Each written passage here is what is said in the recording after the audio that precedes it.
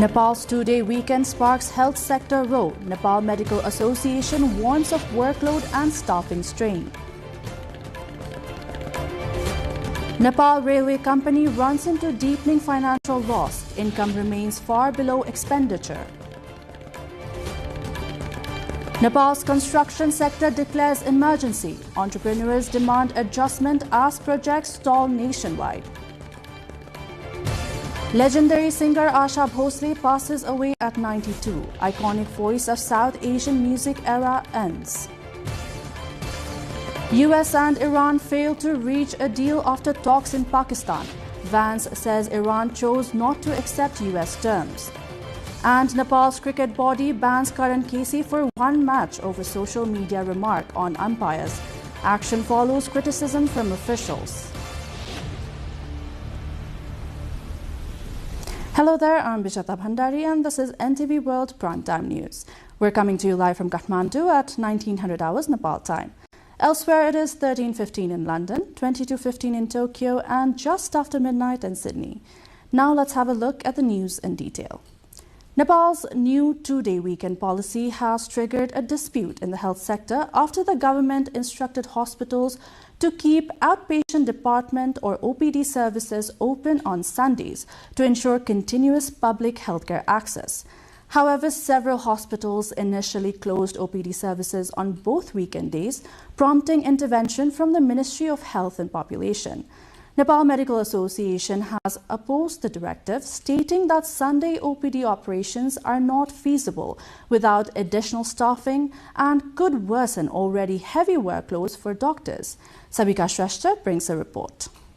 The government of Nepal's decision to implement a two-day public holiday on Saturdays and Sundays for government employees has sparked a dispute in the health sector, with authorities mandating hospitals to continue outpatient department OPD services on Sundays. Following the new policy, several hospitals moved to close OPD services on both weekend days. However, the Ministry of Health and Population directed health institutions to keep OPD services open on Sundays to ensure uninterrupted healthcare access for the public. The move, however, has drawn mixed reactions from the public. Some have supported the government's decision, while a large number of patients argued that hospitals must remain open at all times as it falls under the essential services. अब सरकारले गरेको निर्णय अनुसार हस्पिटलले OPD बन्द गर्नको लागि त कर मात्रै भनेर भएन नि त मेन पावर चाहियो शिफ्टमा मिलाएर ड्युटी गर्ने भनेको छ तर शिफ्ट मिलाउनलाई त अर्को दिन फेरि यही हेम्पर पर्छ त्यसको लागि त पहिला मेन पावर हुनु पर्यो शिफ्टमा बस्नको लागि पनि नभए त त्यो त भएन नि त सबैलाई समान हुनु पर्यो हस्पिटलका सीमितताका बावजुद पनि हिजो पनि खोल्न सकेकै हो आइतबार र आज पनि खोल्न सकिन्छ खोल्नै चाह्यो भने खोल्न सकिन्छ अब यसले चाहिँ जबरजस्ती प्राइभेटमा जाऊ बढी खर्च गर भन्ने अवस्थाको सिर्जना गर्छ ओपीडी सेवा चाहिँ 2 दिन लगातार बन्द हुनु हाम्रो जस्तो चलन चल्ती र हाम्रो जस्तो सिचुएसनमा धेरै राम्रो होइन. However, the Nepal Medical Association, a professional umbrella organization for medical and dental doctors, has requested that the provision of two-day leave be granted to medical professionals as well. General Secretary of NMA Dr. Sanjeev Tiwari said that emergency services have never been disrupted even during the weekends.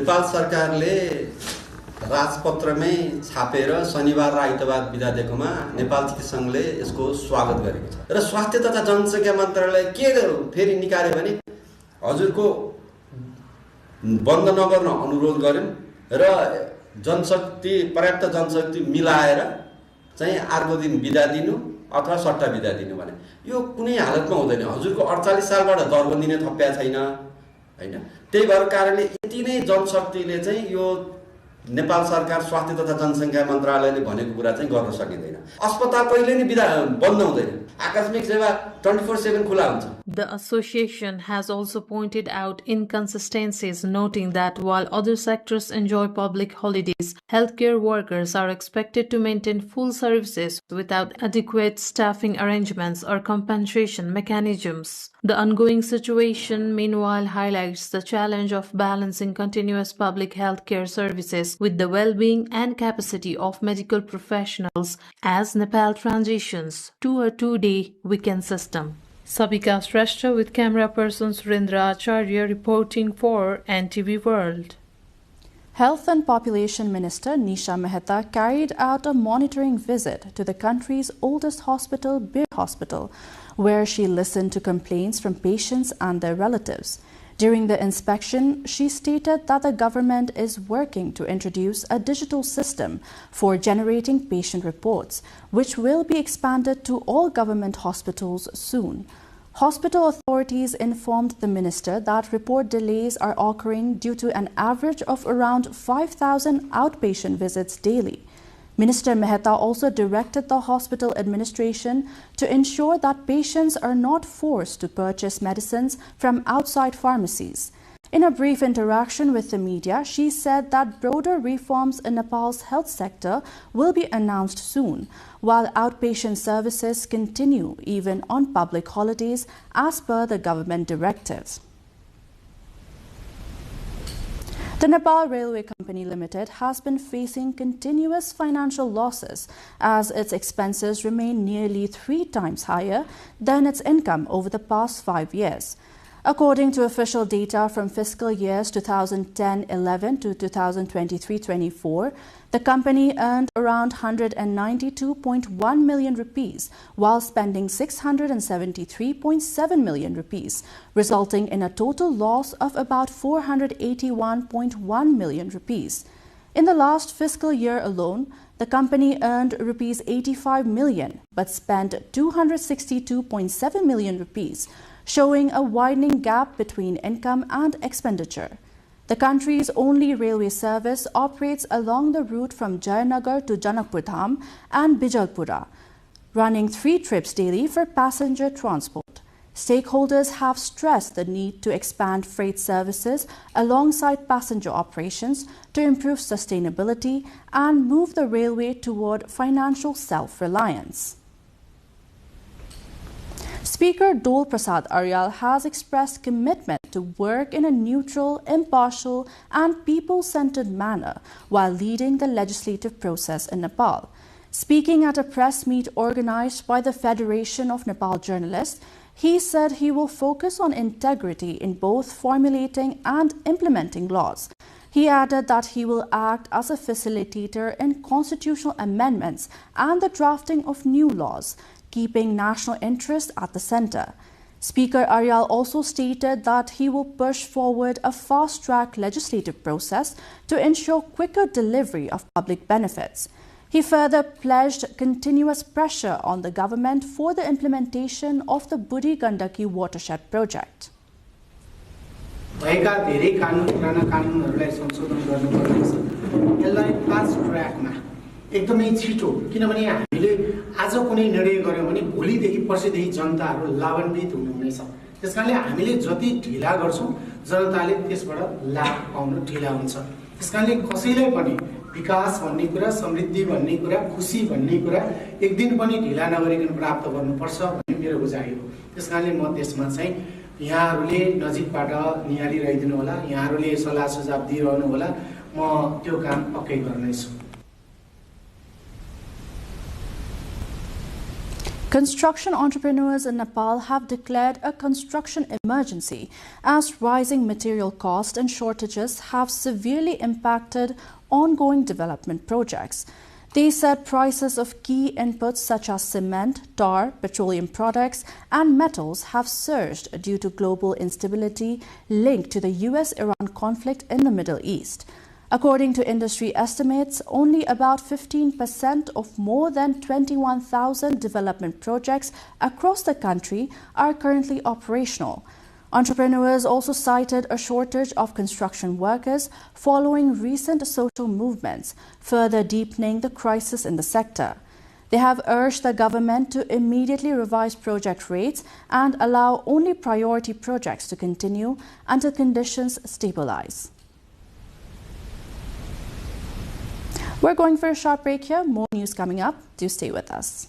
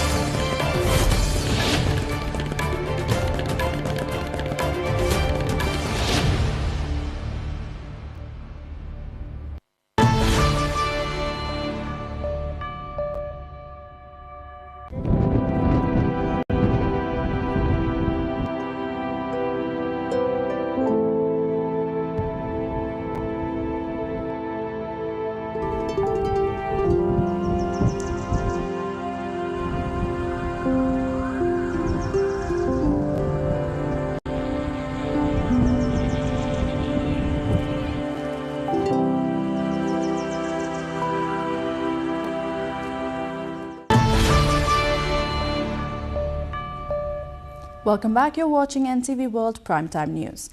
Now the remaining updates.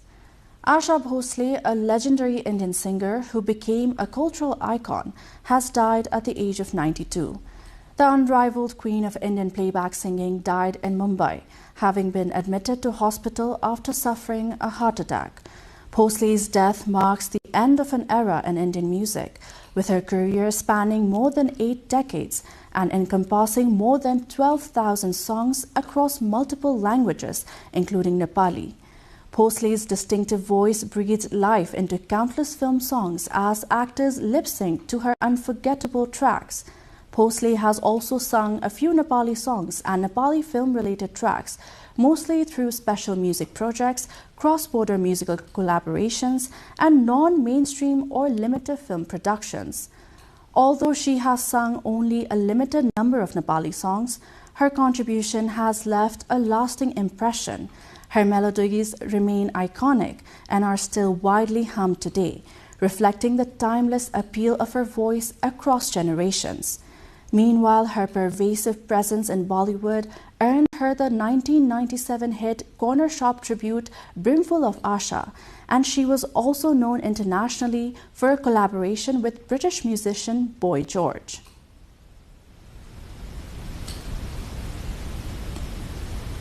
Reports that migrant workers would need to present ticket purchase receipts and proof of payments to manpower companies from April 12 spread rapidly after a notice by the Department of Foreign Employment, creating confusion among youths and leaving many uncertain at Tribhuvan International Airport since Saturday.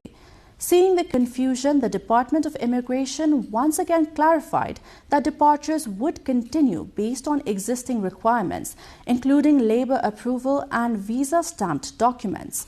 The Department of Foreign Employment withdrew the notice within 24 hours following criticism over the sudden news.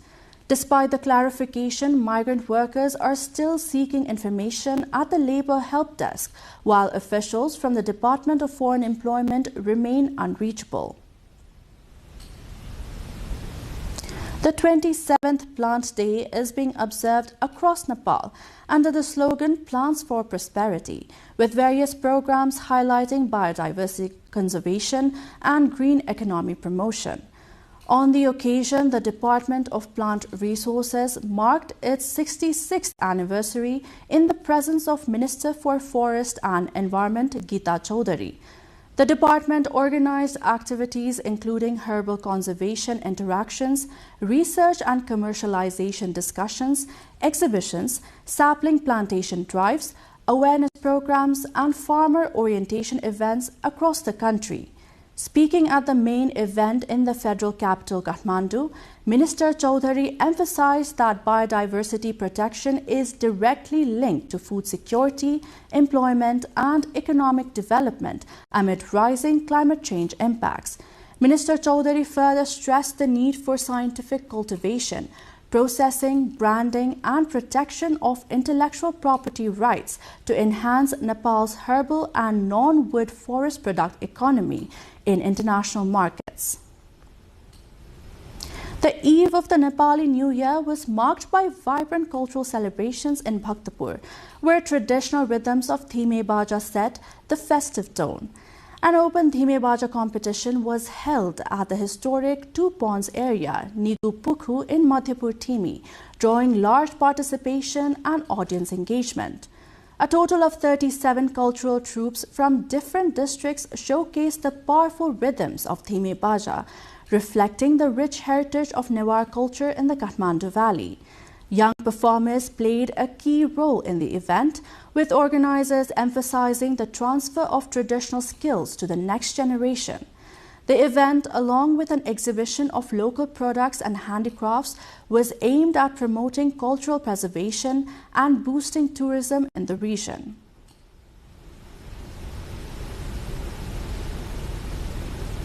International news coming up next after this short break.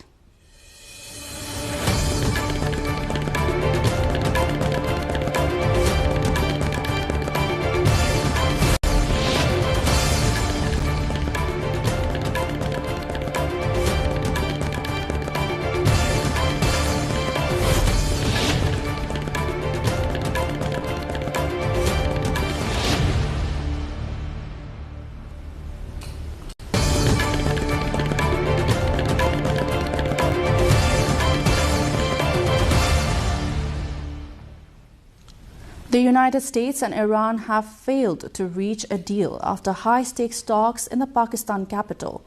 The high-stakes talks in Islamabad ended after 21 hours, with Vance in constant communication with U.S. President Donald Trump and others in the administration. Iran's delegation leader Mohammad Bagher Ghalibaf says the U.S. failed to gain Tehran's trust, adding that Iran raised forward-looking initiatives, but the talks ultimately failed to reach a deal. Iranian Ministry of Foreign Affairs said on Sunday that no one had expected the talks with the U.S. to reach an agreement in a single session. Meanwhile, Israel and Lebanon are set to hold their own talks in Washington next week. In the meantime, U.S. Vice President J.D. Vance says that talks with Iran failed to reach an agreement, adding he was leaving after putting forward a final and best offer. Here, and we leave here with a very simple proposal, a method of understanding that is our final and best offer. We'll see if the Iranians accept it. Meanwhile, 3 supertankers laden with oil have passed through the Strait of Hormuz amid the fragile truce between the United States and Iran, according to shipping data. Iran's blockade of the strait, a choke point for about 20% of global oil and liquefied natural gas shipments, has disrupted global energy supplies and sent oil prices soaring since the start of the U.S. and Israel's war on Iran at the end of February. The Liberia-flagged Very Large Crude Carrier VLCC Serifos and the China-flagged VLCCs Cosperal Lake and Heronghai exited the Hormuz Passage trial anchorage, which bypasses Iran's Larak Island on Saturday, data from the London Stock Exchange Group showed. Each vessel is capable of carrying 2 million barrels of oil. Ukraine and Russia have each accused one another of hundreds of violations of a short ceasefire coinciding with Orthodox Easter celebrations. Ukrainian President Volodymyr Zelensky earlier said his nation's forces would respond symmetrically to Russian attacks during the ceasefire, calling Easter a time of peace. Russian President Vladimir Putin ordered the pause in hostilities earlier in the week, following an earlier proposal from Zelensky. According to the Kremlin, the truce is scheduled to last 32 hours, beginning at 4 p.m. local time on Saturday and ending at midnight on Sunday. In parallel developments, Russia and Ukraine carried out a prisoner exchange involving 175 servicemen from each side, according to the Russian Defense Ministry. More than 500 protesters have been arrested in a major police crackdown on pro-Palestinian demonstrations in London. Police carried out a large-scale operation at a sit-in protest in Trafalgar Square in support of the banned group Palestine Action. Authorities confirmed that a total of 523 people aged between 18 and 87 were detained during the protest. Many protesters were seen carrying placards backing the group, an act considered illegal under UK law following its designation as a terrorist organization in July. Officials in the United Kingdom say supporting or belonging to the group can lead to prison sentences of up to 14 years, while reactions continue over the mass arrests.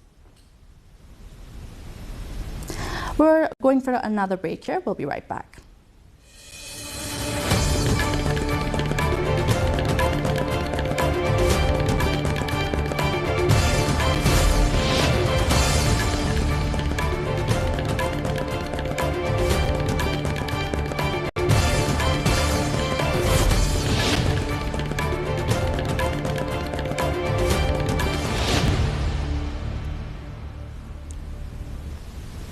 Bangladesh has launched a nationwide immunization campaign to contain a suspected measles outbreak that has reportedly killed more than 100 children since mid-March, marking the country's most severe surge in 2 decades. Health authorities said the emergency vaccination drive began on Sunday, with special focus on high-risk and densely populated areas. Temporary vaccination centers were set up across the country, including in the capital Dhaka, where parents brought children to receive measles inoculation. Officials said the rapid rollout aims to curb further transmission of the highly contagious disease, which has spread quickly in recent weeks amid concerns over gaps in routine immunization coverage. The outbreak is being described as the worst measles-related health crisis in Bangladesh in 20 years, prompting urgent intervention from national health agencies and international health partners supporting vaccination efforts. Artemis second astronauts expressed awe during a post-mission briefing after completing their record-setting lunar flyby, saying the experience underscored the fragility and isolation of Earth, which they described as resembling a lifeboat in space and calling for greater unity among humanity. Mission Commander Reed Wiseman, speaking visibly emotional, said that before launch the mission felt like the greatest dream on Earth, but once in the space the experience shifted perspective and created a strong desire to return to family and friends. No one knows what the families went through, man. This was not easy. Being 200,000 plus miles away from home, like before you launch, it feels like it's the greatest dream on Earth. And when you're out there, you just want to get back to your families and your friends. It's a special thing to be a human, and it's a special thing to be on planet Earth. Thank you. Hungarians are going to the polls in large numbers in a vote that could bring down Prime Minister Viktor Orban after 16 years and have significant repercussions for the rest of Europe, the US and Russia. Most polls favor Peter Magyar, who formed a grassroots party TISA after splitting from the ruling Fidesz party. After voting in Budapest, he said if he won, he would bolster Hungary's position in the EU and NATO and move against corruption. After casting his ballot, Orban told reporters that he was there to win. Voting takes place until 1700 GMT and results will start to come through during the evening. Hungary is not just in the EU, it is in the NATO too. But Orban has vetoed 90 billion euros in aid to Ukraine, angering his European partners.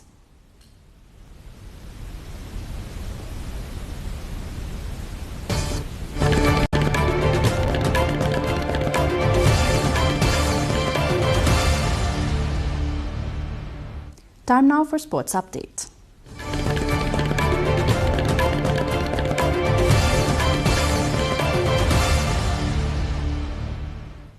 Cricket Association of Nepal has banned national cricketer Karan Casey for 1 match and fined him 100% of his match fee over a social media post directed at umpires.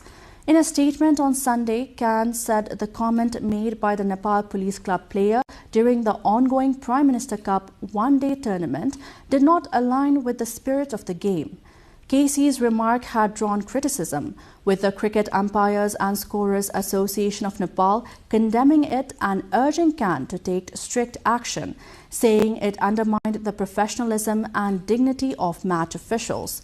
The controversy follows growing dissatisfaction among players over umpiring decisions in domestic competitions, including a recent on-field dispute involving Sandeep Lamichhane during a PM Cup match.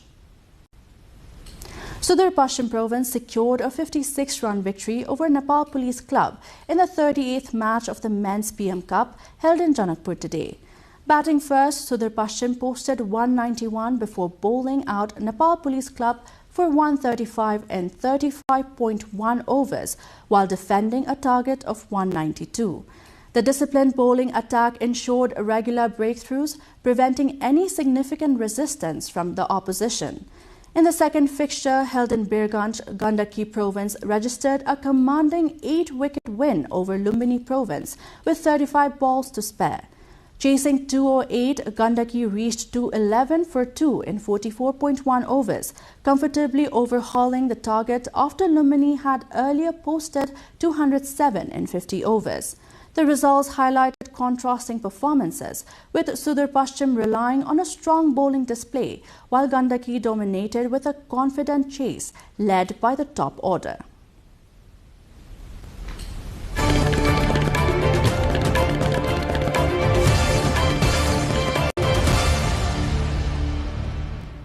And before we wrap up, let's have a reminder of our top stories.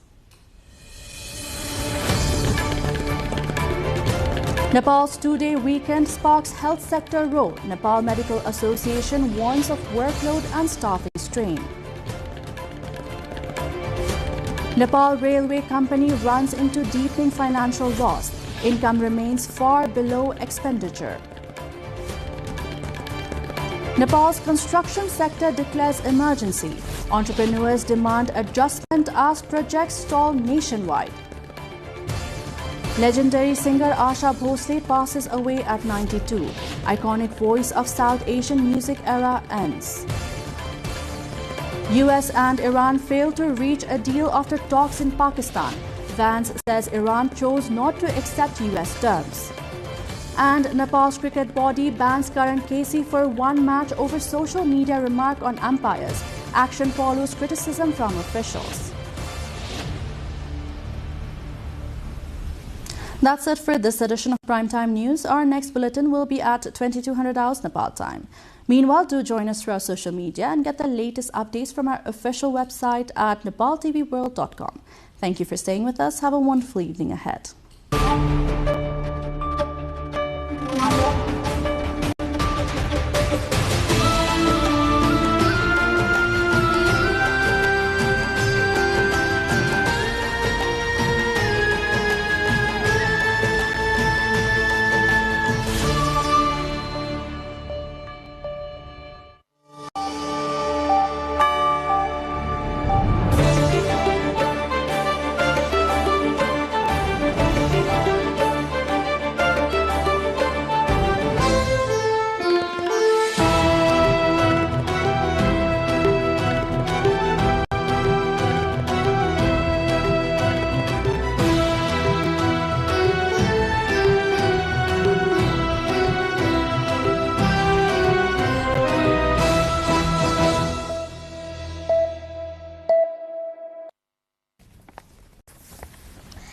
Welcome to the studios of NTV World in Kathmandu.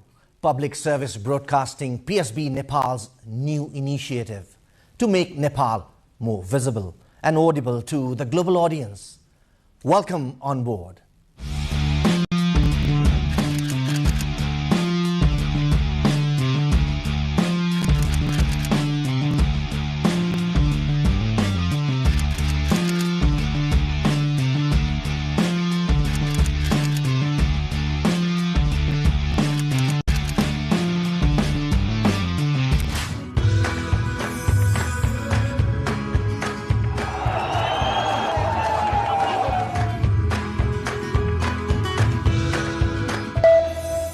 This is NTV World, facts that speak in sites that matter. Telling the stories of a changing planet. NTV World, Nepal's perspective to the world. Exploring the heartbeat of Nepali creativity. This is NTV World. The power of story shaped by technology. NTV World. Unearthing Nepal's hidden heritage. Discovering the timeless Nepal. Telling stories that endure across centuries.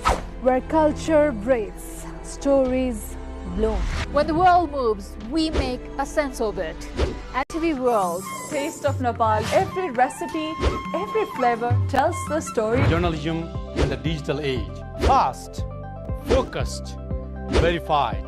Stories hold power. Stories reflecting life. Stories of the hinterlands. Reporting for NTV World. This is NTV World. Welcome to News Hour. This is NTV World. Welcome to Primetime News. One story at a time. Crossing borders, connecting voices, where Nepal meets the world in dialogue. This is NTV World, Nepal's perspective to the world. Voices that connect Nepal to the world, bringing perspective, region and relevance to every story. NTV World, Nepal's perspective to the world. Stand by. Mic is on. 3, 2, 1, cue. We are NTV World.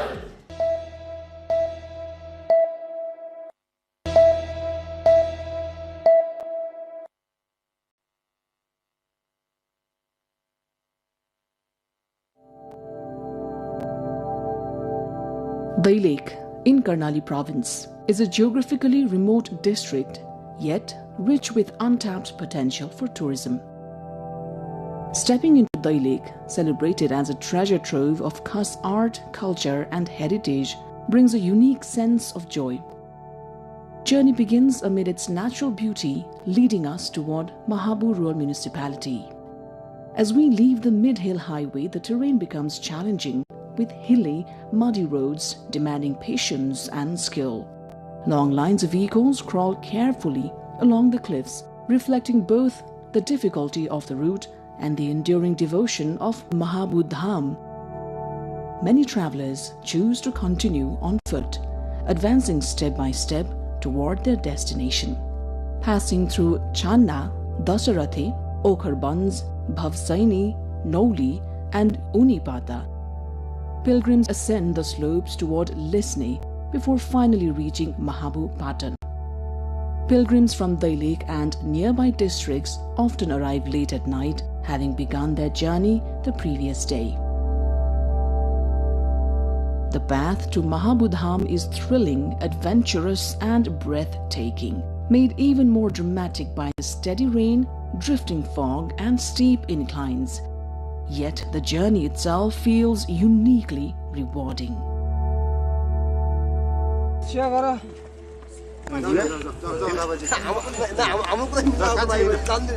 Mahabu Lake or Mahabu Dham, located within Mahabu Rural Municipality, is a remarkable place of natural beauty, religious significance and cultural heritage. Situated at an altitude of 4,200 meters, the area is adorned with emerald lakes, grazing flocks of sheep and goats, and a sky that dances with Himalayan mist. Every year, during Janai Purnima, a grand fair is held here, drawing thousands of devotees from across the region. Mahabu Dham's spiritual importance is deeply rooted in the ancient worship of Lord Shiva, revered here as the origin site.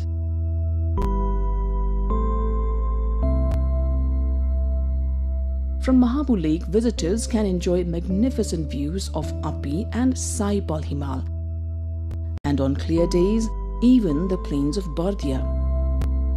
Given its religious importance and natural splendor, Mahabu Dham holds immense potential as a religious tourism destination.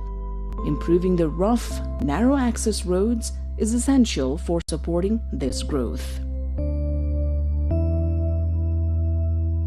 Mahabu Dham is more than a pilgrimage site. It is a confluence of culture, history, faith, and nature. To truly appreciate its significance, one must visit Mahabhu Lake at least once, immerse oneself in its natural beauty, and experience the serene environment that leaves a lasting impression.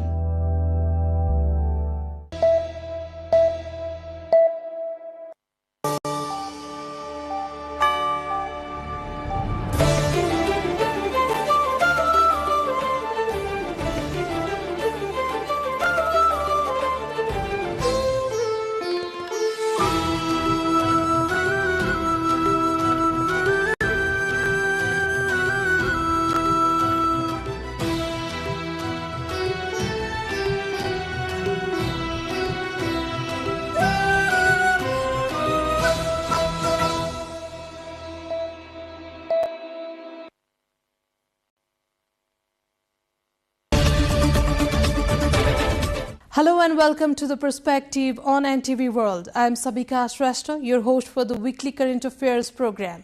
Here we bring you the major developments of the week and examine how they shape the road ahead. The government this week rolled out key decisions from reinstating the two-day weekend to setting the tone through the first parliamentary session. At the same time, developments at home and abroad, from rescue efforts to rising prices, continue to impact daily life. Nepal has officially reinstated the two-day weekly holiday. Starting from April 6, government offices and educational institutions will remain closed on Saturdays and Sundays. While aimed at conserving foreign exchange, the move has reignited debate over productivity. Kathmandu's streets are as crowded as ever, but the fuel powering them is becoming a luxury the state can ill afford. Today, the Council of Ministers pulled a familiar lever: the Sunday holiday. The Council of Ministers, led by Prime Minister Balendra Shah, finalized the decision during a Sunday session at Singhadarbar, the government's administrative headquarters. Government spokesperson Minister Sashmit Pokhrel confirmed that the primary driver is the disruption of global energy trades following the virtual closure of the Strait of Hormuz. Petroleum आपूर्तिमा उत्पन्न असहजताका कारण 82 चैत 23 गतेबाट लागू हुने गरी सरकारी कार्यालय तथा सम्पूर्ण शैक्षिक संस्थाहरूमा शनिबार र आइतबार बिदा दिने तथा शैक्षिक संस्था बाहेक उल्लेखित कार्यालयहरूको कार्यालय समय 9 देखि 5 बजे कायम गर्ने. The government spokesperson confirmed that reducing the movement of state-owned vehicles and school buses by just one day could slash consumption by up to 20%. Former Prime Minister Dr. Baburam Bhattarai was quick to lend his weight behind the move. Dr. Bhattarai noted that his own administration had envisioned this shift years ago. According to Dr. Bhattarai, the extended daily hours ensure that total working time is not lost, but rather concentrated for better output per hour and familial peace. But on the digital front, the general happiness is tempered by skepticism. Critics point to the failed experiment of 2 decades ago and most recently in 2022, when a similar trial was scrapped after a few months due to plummeting service delivery standards. Economists are raising the alarm too. Netizens, meanwhile, are asking, if the government couldn't provide efficient service in 6 days, how will they manage in 5? Others, however, are welcoming the global standard, noting that aligning Nepal's weekend with the international Sunday closure will streamline international trade and diplomatic communications. To complement the holiday, the cabinet has also fast-tracked legal frameworks to convert existing petrol and diesel government vehicles into electric vehicles. With petrol prices hitting an all-time high of 202 rupees per litre in Kathmandu, the government is betting that this weekend shock will accelerate the nation's transition toward energy independence. As the first Sunday holiday kicks in this weekend, all eyes will be on the Nepal Oil Corporation's balance sheets and the public's patience. Now moving from policy decisions to the political arena, the first session of the House of Representatives began this week. The second consecutive session on Sunday also elected the Speaker of the Nepal's lower house, Dol Prasad Aryal. At the start of the session, leaders expressed cautious optimism despite mixed reactions from the opposition. Let's take a look. The session held at the multipurpose hall of the under-construction Federal Parliament building commenced with a moment of silence in tribute to martyrs, including those who lost their lives during the recent Gen Z protest movement. The session was presided over by Arjun Singh Kesi, the senior-most lawmaker acting as the Speaker of the House of Representatives. Following the tribute, party leaders addressed the House outlining their priorities and expectations from the new Parliament. Leaders across the political spectrum were seen enthusiastic and optimistic, expressing commitment to deliver more effective governance and accelerated legislative work. However, the session also witnessed the mixed reactions from opposition parties, with some raising concerns over procedural clarity and the government's immediate agenda, while others stressed the need for stronger accountability mechanisms from the outset. UML leader Kshitiz Thebe emphasized the importance of a smooth and structured start to parliamentary proceedings, highlighting institutional stability and cooperation among parties as key priorities. पहिलो निर्णय नै हाम्रो गम्भीर असहमति छ। देश द्वन्द्वमा लग्यो, प्रतिशोध साध्यो, देशमा कोही पनि सुरक्षित छैनन् भन्ने सन्देश दियो, निषेधको राजनीति गर्यो, यसले सही बाटो लिएको छैन। Meanwhile, Rashtriya Swatantra Party's Ranju Darsana said the focus would be on setting a clear direction for governance, with an emphasis on faster decision-making and tangible outcomes through upcoming sittings. It was more of a technical day because the formal House, the tabling of the bills have not yet properly started. For that, we will have to do a lot of homeworks, of course. The first session has set the tone for the new parliament, with high public expectations for decisive policy making, improved service delivery, and meaningful political consensus in the days ahead. For a while, shifting beyond borders amid escalating tensions in the Middle East, Nepal has repatriated over 200 citizens. Rescue flights also brought back the remains of Nepalis who died abroad. Nepal government on Saturday rescued 247 people from the conflict-hit Middle Eastern nations. Among those brought back home from Dubai via Nepal Airlines aircraft includes one infant and a child. Others are 192 men and 53 women. The aircraft also brought back 4 bodies of Nepalis who died under various circumstances in the Gulf countries. काठमाडौँसम्म पुर्याइदिनुस् भन्नुभयो हामीसँग सँगै राखेर लिएर आयौं हामीले तर उहाँको घर पाल्पा हो उहाँ बोल्न पनि त्यति राम्रोसँग आउँदैन.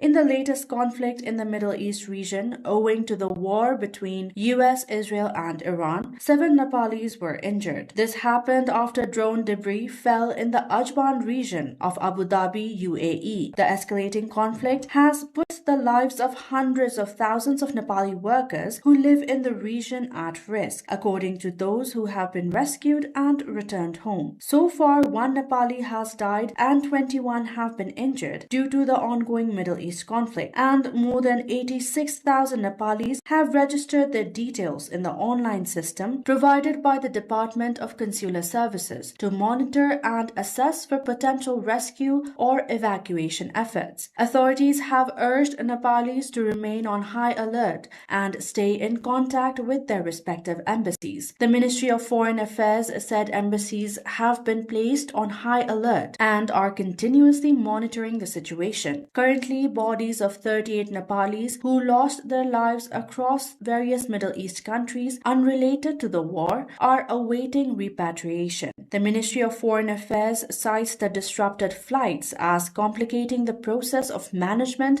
and transportation of the remains. Although the process of bringing bodies from cities such as Riyadh, Dubai, Jeddah and Abu Dhabi is ongoing, progress has been slow. अहिले चाहिँ नि भर्खरै दुबईबाट प्यासेन्जरहरू लिएर चाहिँ नि त्यो फ्लाइट चाहिँ नेपाल फर्किएको छ. त्यसमा मैले केही यात्रुहरूसँग कुरा गर्दाखेरि कतिपयको स्थिति ठिकै रहेको मैले पाएँ भने कतिपय यात्रुहरूले स्थिति अत्यन्तै असहज भएको र नेपाल एयरलाइन्सले यो फ्लाइट गरेकोमा नेपाल एयरलाइन्सलाई धन्यवाद दिएको, नेपाल सरकारलाई धन्यवाद दिएको पनि मैले Evolving situation in the Middle East indicates potential impacts on the safety and rescue of hundreds of thousands of migrant Nepali workers. In another development this week, Nepal police have stepped up enforcement, arresting over 200 individuals in a 4-day nationwide crackdown.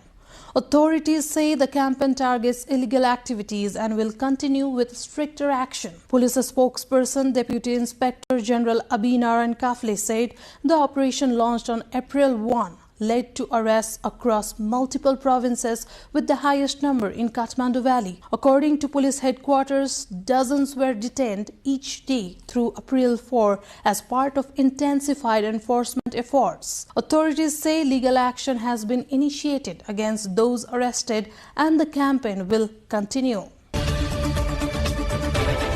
In another key development, passenger safety has come into sharper focus under the government's 100 Action Plan. Measures include CCTV installation, women-only blue bus services and enhanced safety provisions. Let's take a look. The government has prioritized transport sector reforms under its 100-day action plan, focusing on safety, digital monitoring and gender-inclusive mobility. The roadmap includes mandatory installation of CCTV and dashboard cameras in public vehicles, introduction of women-only blue bus services and integration of SOS features in ride-sharing apps to enhance passenger security. Authorities say these measures aim to modernize transport while ensuring accountability and real-time emergency response. Ramhari Pokhrel, spokesperson at the Ministry of Physical Infrastructure and Transport, said the priority is the safety and security of riders and the ministry is committed to implement the decision within the deadline. Safety and security is the main issue. According to the 100 days action plan, the deadline for Blue Bus operation is given to us 90 days. We will implement it before the 90 days. We are planning and regarding the CCTV and SOS button etc. That the deadline is given to us in 30 days. We are planning to complete this action before 30 days. The government has set April 25th deadline for the reformative measures. However, the reforms come amid rising fuel prices linked to ongoing tensions in the Middle East, increasing pressure on transport operators. The transport entrepreneurs have begun demanding fare adjustments, citing higher operational costs. Commuters, meanwhile, are elated, stating that safety comes first, not only for ladies but all. Though abiding by the government decision directly pertains to the operators, public transportation drivers are also equally responsible. भाडा त खै अब बढ्नु पर्ने हो बढाएन के भन्नु त खै हो यस्तै अब चलिरहन्छ भाडा बढाइदिए त हुन्थ्यो अब अहिले साउलाई पनि दिनु सकेको छैन तेल हाल्नै धौधौ भइरहेछ अहिले यो स्थितिमा सीसी क्यामेरा त कम्पनीले हाल्ने हो हाल्ने नहाल्ने समितिको कुरा हो अब मान्छे भनेको त अब सिट फुल मात्र भन्ने त असम्भव हुन्छ अब स्ट्याम्पतिर त जसरी नै मान्छे उभिहाल्छ त्यो त असम्भव कुरा हो. The government's plan signals a push towards safer and more inclusive public transport, though challenges remain in execution and cost management. Building on that push for safety, ride-sharing services will soon include a mandatory live SOS feature. By April 25, all apps must enable a one-tap system that sends real-time location and trip details directly to Nepal Police. If you are one of the millions navigating the streets via ride-sharing services, your safety just got a massive digital upgrade. Under the government of Nepal's 100-point agenda for governance reform, a landmark safety rule is now in effect. Initiated by the Ministry of Physical Infrastructure and Transport, this isn't just another policy, it's a direct response to ensure commuters' safety. The ministry has set a strict deadline by April 25, 2026. Every ride-sharing platform must have a fully functional SOS button. This isn't just a call button, it's a digital bridge to Nepal Police Control Room. In a high-stress situation, you might not be able to speak or you might not know exactly where you are. That's when you hit the SOS button. With the new SOS feature rule, the moment you tap that red shield, a digital package is instantly sent to the police. Number 1, your live GPS location pinpointed in real time on the map. Number 2, vehicle details, the license plate and car or bike model. Number 3, the identity, both your name and the driver's name. Unlike a standard 100 call, this is a silent alert. It allows the authorities to intercept the vehicle with precision, whether you are a passenger facing harassment or a driver facing a potential robbery. Nepal is now aligning the existing ride-sharing services with global giants like Uber and Lyft. While international standards use AI to detect if the vehicle goes off-route, Nepal's reform focuses on the direct police API link. Whether you use Pathao, nDrive or Yango, the sync is happening right now. Pathao is upgrading its 24/7 response team. nDrive and Yango are reinforcing the data transmission. Check your App Store or Play Store today and update the ride-sharing apps with the latest safety patches. We hope you never have to use that button, but in a moment of crisis, it's the most powerful tool you own. Now turning to reforms in foreign employment, migrant workers can now access medical checkups at government facilities at lower costs. The move is expected to ease financial burdens and improve access. Nepali workers going abroad for employment are now free from the compulsion to visit expensive private medical colleges for health checkup. The government has started the facility of health checkup in public hospitals and reduced the fee for orientation training to 700 rupees. Earlier, the workers had to pay high fees as they had to go only to designated private medical practitioners. The workers have welcomed the government's decision as a huge sigh of relief. आर्थिक मन्दी छ, नेपालमा रोजगारको व्यवस्था छैन, रोजगारको सुविधा छैन। यो विगत जुन सिन्डिकेट प्रणाली लागू गरेको थियो, त्यो अहिलेको सरकारले पहिलो चरणमा खारेज गरेकोमा म यो सरकारलाई धन्यवाद दिन चाहन्छु। The Ministry of Labour, Employment and Social Security has meanwhile made the provision to provide orientation online as well. The ministry believes this will be cost effective as well as transparent. Pre-departure orientation training भनेर हामी दिन्छौं, त्यसको चाहिँ शुल्क 700 रुपैयाँ काम गरेको छ। वैदेशिक रोजगारमा जाने हाम्रो श्रमिकहरूलाई स्वास्थ्य परीक्षण गर्न सहज होस्, हैन, त्यसपछि उहाँहरुको एफोर्डेबल होस्, सहज होस्, सजिलै एक्सेस होस् र यसरी चाहिँ स्वास्थ्य चेक जाँच गर्ने संस्थाहरुको पनि कम्पिटिसन बढोस् भनेर हामीले चाहिँ त्यो निर्णय गरेका हौं। The government's move has ended the monopoly of private medical practitioners and laboratories, as well as erased the mediators from the scene. The ministry has also warned of stern action against anyone not abiding by the ministry directive. विदेशी रोजगारमा पठाइदिन्छु भनेर विदेशमा पठाउने प्रतिवादीलाई 3 देखि 7 वर्षसम्म कैद र बिगोको 50% सम्म हर्जना समेत भराइदिने कानुनी व्यवस्था छ, सोही अनुसार प्रदायक हुन्छ। The government's decision is believed to reduce the financial burden of thousands of migrant workers. Although many have welcomed the move, some are skeptical about its effective long-term implementation. Turning to infrastructure, the government plans to establish a state-led construction company to take over stalled projects. While aimed at addressing delays, concerns remain over efficiency and past performance. The government is preparing to establish a state-run construction company that will directly undertake stalled infrastructure projects according to its 100-day priority plan. The move aims to address delays and negligence in infrastructure projects caused by contractors' mismanagement, inefficiency, and legal complications.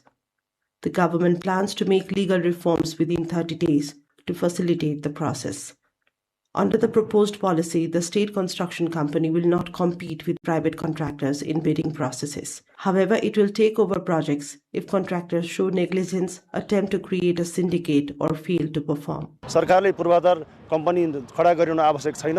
नियम कानुन र काम गर्ने वातावरण चाहिँ उपलब्ध गराइदिएर नेपालमै भएका निर्माण व्यवसायलाई रोजगारी सृजना गर्ने चाहिँ सरकारले भूमिका निर्माण गर्नुपर्छ भन्ने मेरो मान्यता छ र जुन निर्माण कम्पनी उहाँले निर्माण गर्नुभएको छ, निर्माण व्यवसायीहरूको रोजीरोटी नखसियोस्, किनभने निर्माण व्यवसायले धेरै ठुलो लगानी गर्नुभएको छ। त्यो लगानी फेरि सरकारले आफै फेरि किन गरिरहनु पर्यो?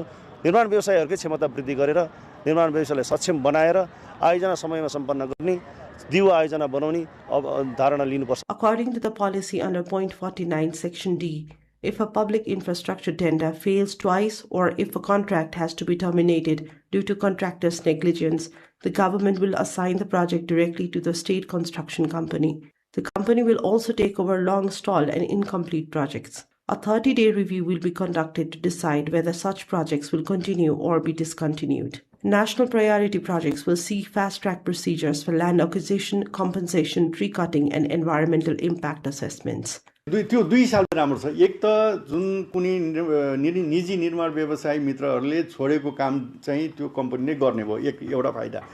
अनि दोस्रो कुरो के हुन्छ भने कहिलेकाहीँ चाहिँ निजी क्षेत्रका निर्माण व्यवसायीहरू चाहिँ आपसमा मिलोमतो गर्न सक्नु होला, हामीलाई थाहा नहुने गरी। अनि त्यस्तोमा चाहिँ सरकारी निर्माण व्यवसायी अथवा सरकारी निर्माण कम्पनी पनि त्यो प्रतिस्पर्धामा भाग लिन पाउने हो। त्यसले गर्दाखेरि त्यो सरकारी निर्माण कम्पनीसित प्रतिस्पर्धामा उहाँहरू आउनुपर्छ, उहाँहरू भित्र मिलोमतो गर्न पाउनुहुन्न। त्यसको हिसाबले चाहिँ त्यसले त फाइदा छ। The government plans to introduce an integrated and automated approval system. The initiative also aims to break what authorities describe as a contractor syndicate that delays projects through repeated deadline extensions. The state construction company will be provided with necessary resources, equipment, and skilled manpower to carry out its work. The government had previously established a similar construction company, but it was later dissolved after failing to compete with private contractors and becoming ineffective due to alleged politicization. That's the perspective for this week. We will be back next week with more key developments. Thank you for watching NTV World.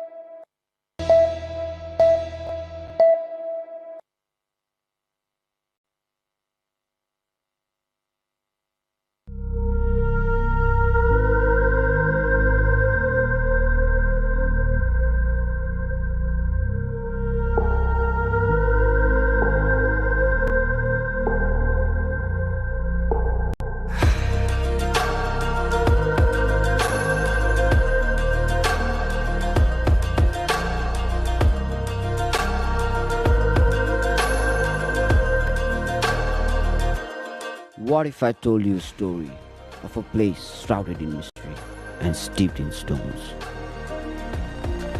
A place where warriors were born and raised, and their path through the mountains still remain to this day.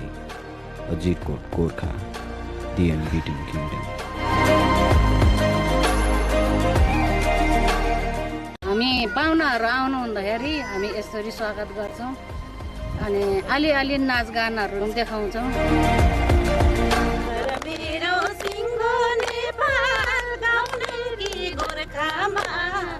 गर्व लाग्छ जन्मिएछु साथै स्वर्गमा म त नेपालकी छोरी भन्छन् Gorkhali.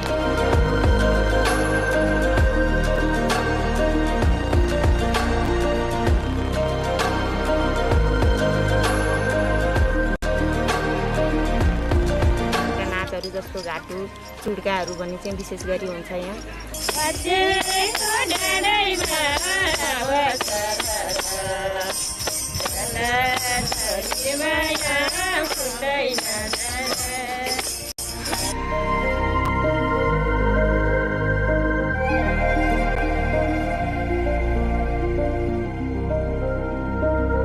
For those seeking a luxurious escape, there are stunning lodges that offer an indulgent retreat amidst the rugged beauty of this place.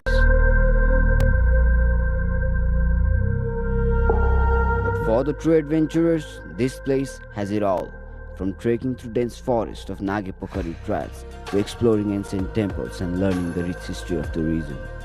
So, what do you fancy? Are you the solo explorer, or do you prefer luxury within nature?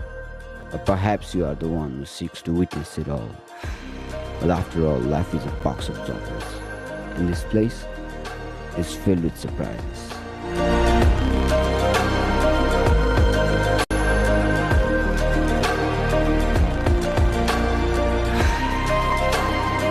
Welcome to the place where magic and reality intertwine, where the wonders of nature are both breathtaking and awe-inspiring. From the elevations of 300 meters to a towering 8,000 meters, this place will leave you mesmerized and in awe.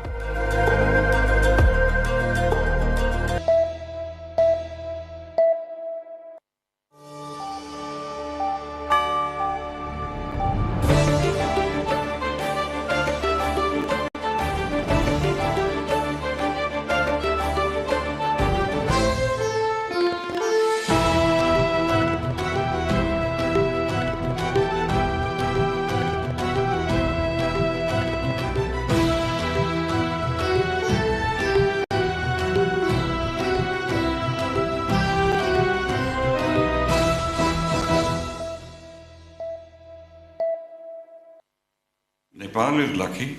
It's got Dharmendra and Amitabh Bachchan. Just one.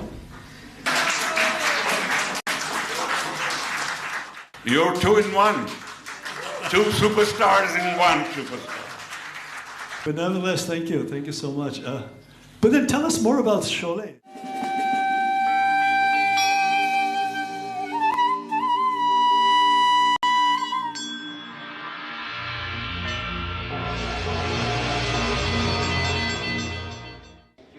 Once again, Nepali cinema making history on the 9th edition of NIF, Nepal International Film Festival, here on NTV Board with the collaboration NTV World. We just don't have 2 personalities on a talk show.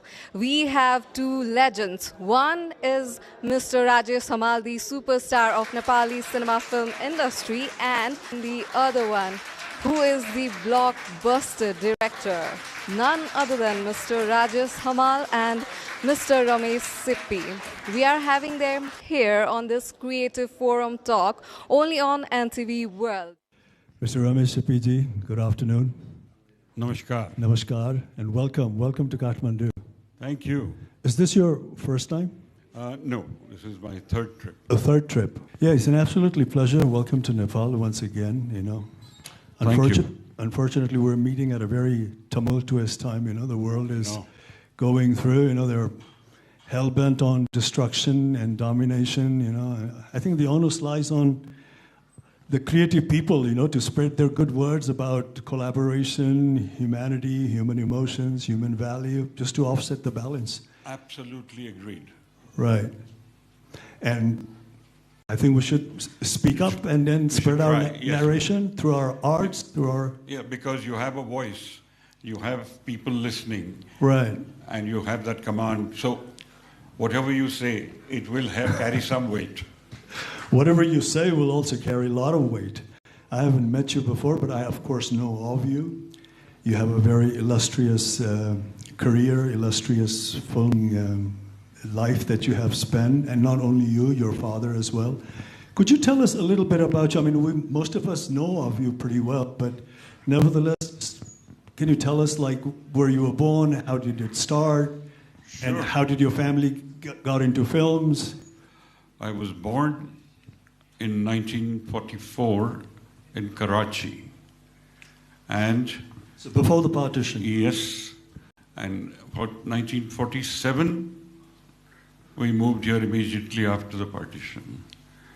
I mean, I was only 3 years old, so my memory is not very sharp on that. But yes, we started out here. My father went into the construction business, buildings.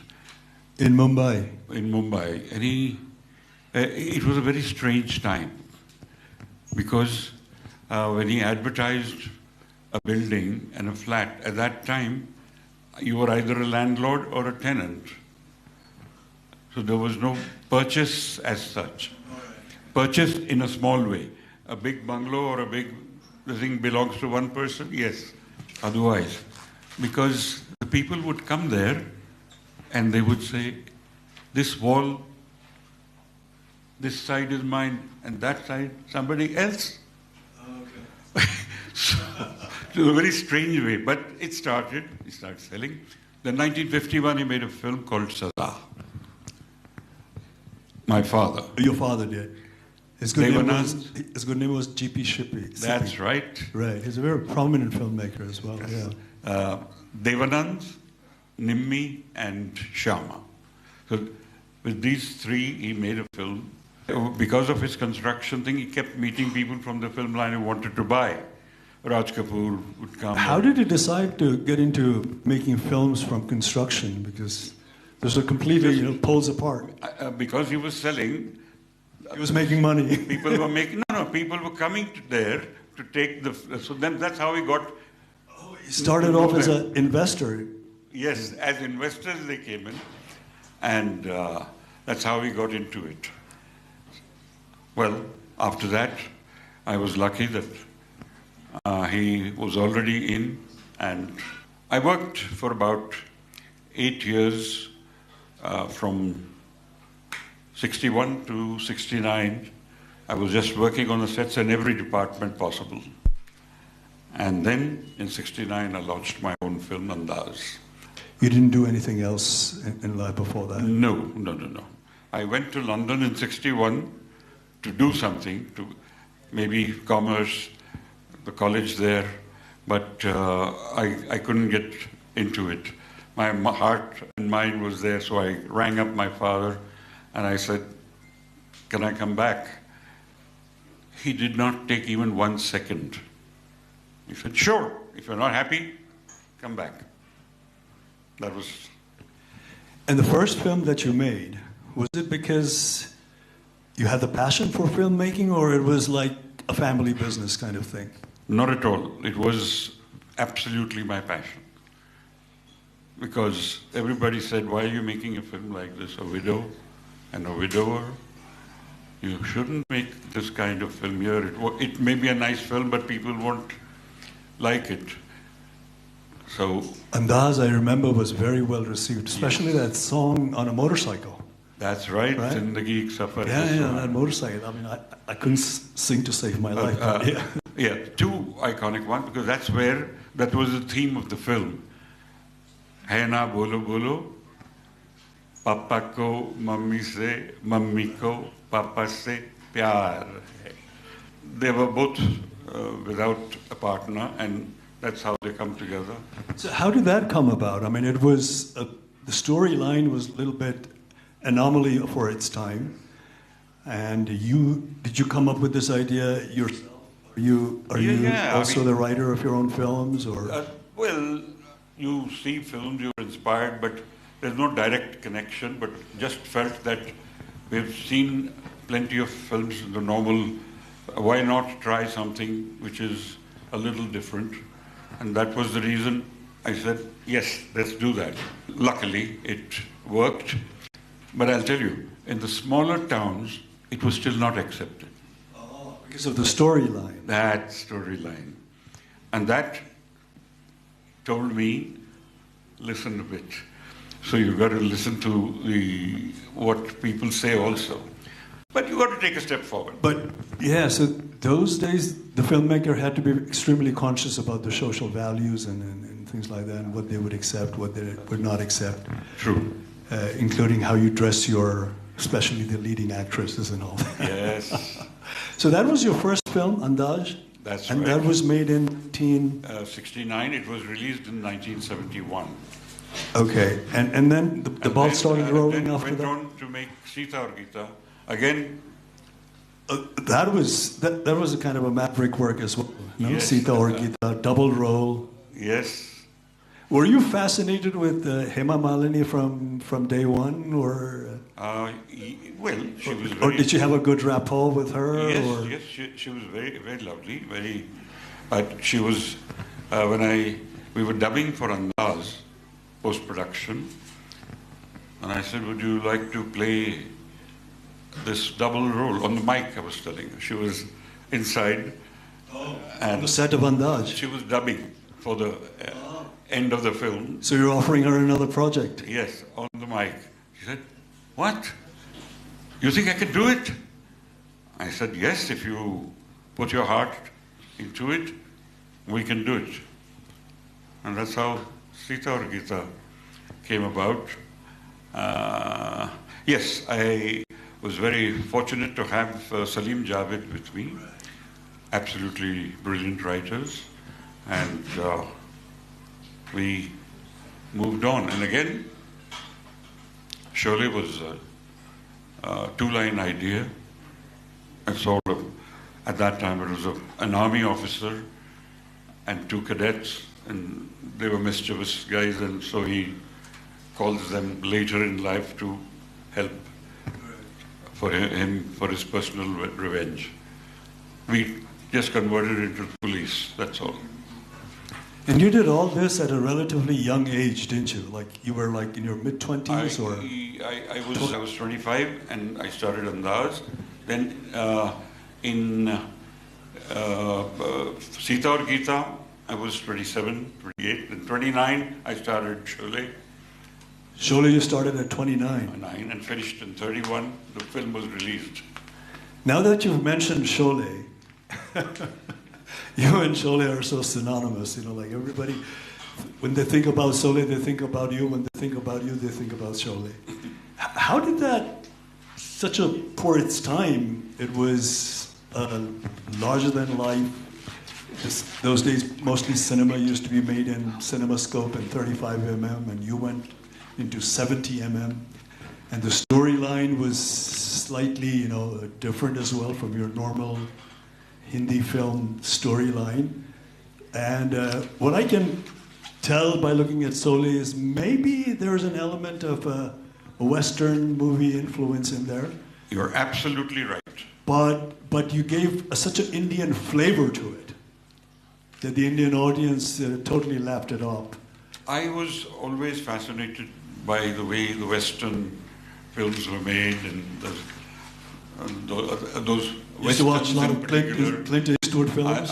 Yes, first the Clint Eastwood films, then the films like Butch Cassidy and the Sundance Kid. And all these Westerns gave a wonderful kind of feel at that time. And so it was not easy to adapt to Indian, the Western, but because we had our dacoits and they operated in the Chambal Valley. They could be the baddies, yeah.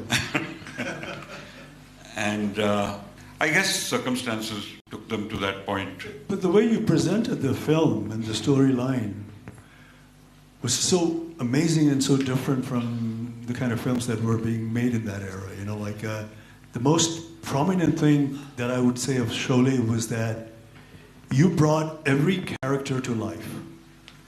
When people think of Sholay, they definitely think of you as well, but they think of not just the protagonist, they think of all the characters, from Kalia to Mosti to even the horse, the Basanti. They remember everything. So you brought so much of life to each and every character, whether they were doing the leading role or the side role, but everybody had a prominence present in that film. How did you manage that? From the idea we began with, it turned out to be a very good script. And with that script, while scripting, had a lot of these actors in mind. And very fortunately, all of them agreed to come in. It's very difficult for such a big, so many different actors to come in, big actors. Otherwise, they'll worry what will happen. Was Amitabh Bachchan ji relatively new during that time, or was he? He had just started to come up. His film Zanjeer was released after he signed with us for Sholay. So you got him cheap. I made up for it in the next film. He said, okay, you got me cheap there, now what are you going to give me here? Okay, so much. Nepal is lucky. It's got Dharmendra and Amitabh Bachchan both in one.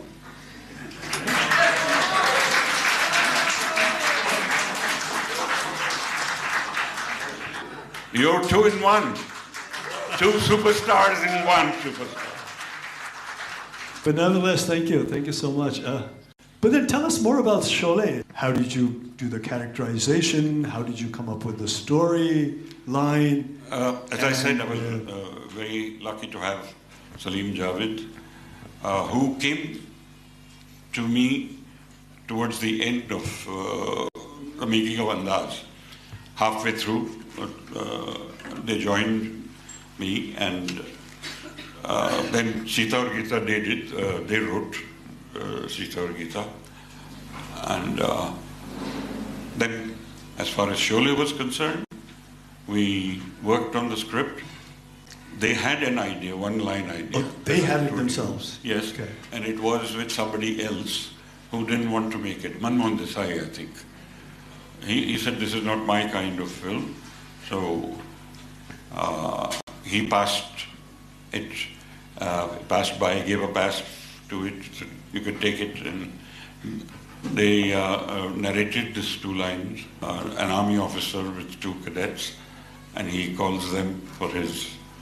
So I think I was lucky that I had these two wonderful writers with me, and we were able to bring together a script which had all these elements in it. And all of us are always inspired by good cinema. When they were writing, did you tell them that you wanted a Western kind of style to it? Yes, absolutely. You told them that? Yes, yes. Did you give them any references? Or? Yes, all these that I told you about, Butch Cassidy, like these two are like the Butch Cassidy and Sundance Kid, and one of them dies at the end, if you remember Butch Cassidy also. That was Paul Newman and Robert. That's right, that's right. So that's how it developed, and it developed well, and all the pieces started falling together, the actors coming in. And then, as I said, I was very keen that I go to a different location. My art director took me down south, and near Bangalore, about 50 kilometers away from Bangalore, was this, all these rocks. The moment I saw them, I said, this is it. The den will be here, and the village would be just close by somewhere, and this is where it could all take place. And then we built a village there. So how long did the homework take place? The idea and the thought coming, and we got everyone together, and by the coincidentally, the film started on the 2nd of October, 73, October 2nd. And then you had such prominent actors in that film. How difficult was it to coordinate them? I mean, how does it work in Indian cinema when you have so many prominent actors and actresses in your set? How does the coordination work? Is it a difficult task? I think because there were well-defined roles, so there was no real fear that everyone knew, because if you remember the climax of Sholay, one thing leads to the other, and each actor gets to play his part in such a way that if Dharamji, when he moves away for a short while, and Amitabh takes the bullets. So he dies, and then he vows vengeance, and he drives, and he does the climax of killing all of them, right down to when Sanjeev Kumar comes and says, no, this is mine. Gabbar is mine. You leave Gabbar to me, because that was why I called you for this. So it all fell in such a way that everyone had his piece, and everyone was satisfied with what he was doing. They all felt justified. I mean, no doubt, as a maker, you were a maverick when you were making Sholay, but, over the years, how does it feel? I mean, if I may ask you this, that, people usually remember the performance and the performers more than the maker and the director. Do you see a quiet injustice in there? Like, when you talk about Sholay, they remember Gabbar Singh, maybe Viru, and what's the other guy's name? Jay and Viru and Hema Malini and this. Surma Bhopali. And over the line, somehow the maker gets sort of like, shattered. Do you see a kind of a quiet injustice in there as a maker? Well, yes and no, because yes, the credit, but it's very natural as far as an audience is concerned, to identify with the actor, because that's who the story is being told through. So they become real life and they become the real characters. So for them, that is the first thing that hits them. The people behind the scene, yes, okay, but there have been chaos of Mughal-e-Azam and one film, and he's remembered as a, and of course Mehboob Khan, which is Mother India, and so there are a few. You have left, no doubt, an indelible mark in the Hindi cinema. You will always be remembered. But I was just taking this out because, most of the time when you have big stars and the movie is successful, they remember it as the star's film rather than the maker's film. True. Whereas initially, the project is the maker's baby, actually. That's where it starts. I want to make a wonderful film, and if you stand out as an actor, but it's the same thing. We want it to work. We want the people to like it. So I think. But Sholay, I believe, was not, initially it was sort of like received very lukewarm, like it didn't have a great response. Again, unfortunately, I have to defer. There was no such thing. Oh, there wasn't? No. Headlined disaster. Disaster. Every week. Disaster 1, 2, 3, 4, 5. For 5 weeks they hammered that this kind of a film, no way. And because they'd already given it once, taking it back was not easy. But finally, in the 6th week, they admitted that yes, it's a big hit. And there is no such thing that, because in the 2nd and 3rd week, people were repeating the dialogues. So in the theater, we knew this is a repeat audience. A repeat audience doesn't come if they haven't liked it the first time. They're not going to come a second time. So that's. But do you remember around that time, the same time, there was another film that was released with very little budget but did extremely well. I think it was Jai Santosima, or. Yes, on the very same day. Yeah. So. What was your reaction to that film? I mean, here you are with a multi-star, with a great budget, larger-than-life presentation film, and there's another film which is low budget and just comes out and it. As a matter of fact. And comes out with a bang. When the trade papers spoke like this about Sholay, they also mentioned that look at this film, Jai Santoshima. At this budget, it's a blockbuster. And Sholay was demoted. But then, of course, they... Yeah, but Sholay, of course, lasted much longer and it's become a history and it becomes a milestone of Hindi cinema. Rameshji, can you, you've experienced so many periods and so many phases in Indian cinema. You've come a long way. How do you see cinema of today, especially the Hindi cinema scenario of today? How do you look at them?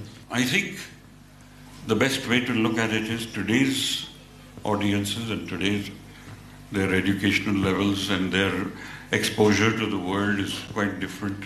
So we are seeing a change, but at the same time, we have to remember that we are competing with ourselves on television, on OTT, on all these are a part of the audiovisual entertainment, and yet a lot of people might say today, I would rather sit at home and watch it where it comes on OTT. So what do you think about the modern technology of filmmaking? I mean,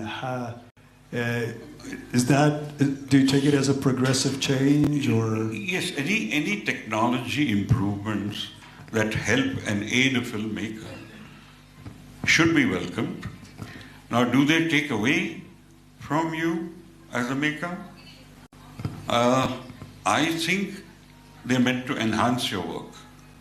I think anything you think of and you want to do special effects, it's only going to help what your vision is. If it is taken in that light and you do not make the mistake of letting it take over storytelling or the thrust of the film and the emotions of the film, you don't allow these to be taking over that, then you're okay. You've got to create that balance. Director used to be like almost 95% in charge of the project. How you're going to film it, how he's going to frame it, how he's going to present it. But now the directors have to work in coordination with so many different technical departments and engineers and special effect people that the share of the director is just limited to maybe just an imagination or the concept of how he wants to do it, and the other people put it together. But I think, as I said, sensibility prevails, that you try to create that balance between technology and the real thing.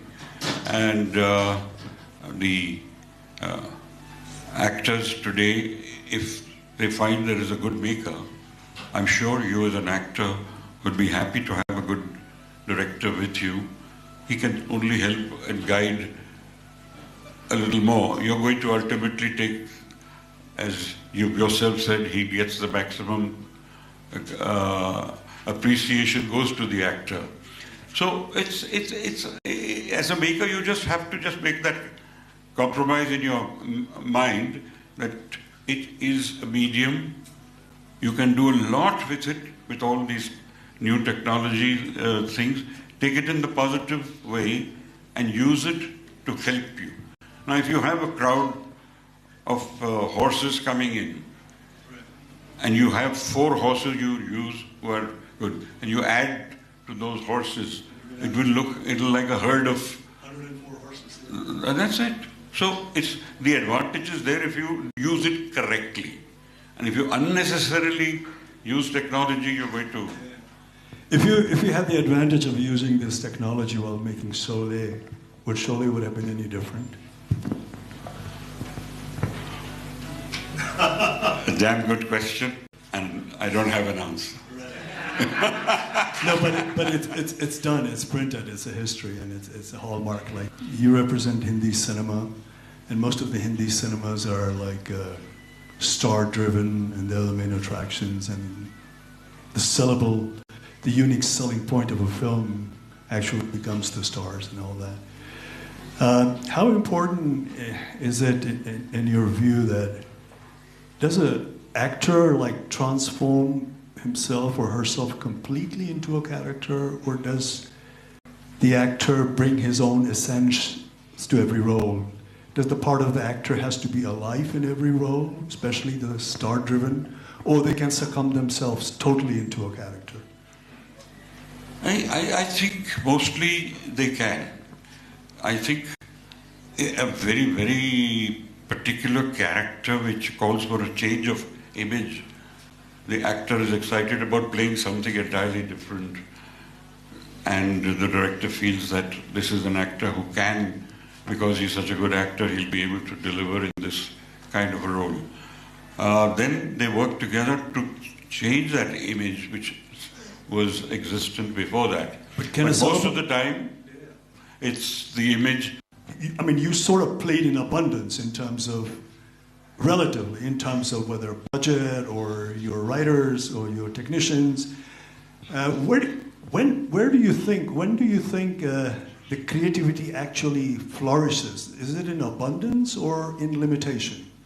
When Dharmenderji goes up on that tank, now, it's not exactly word by word what was written for him.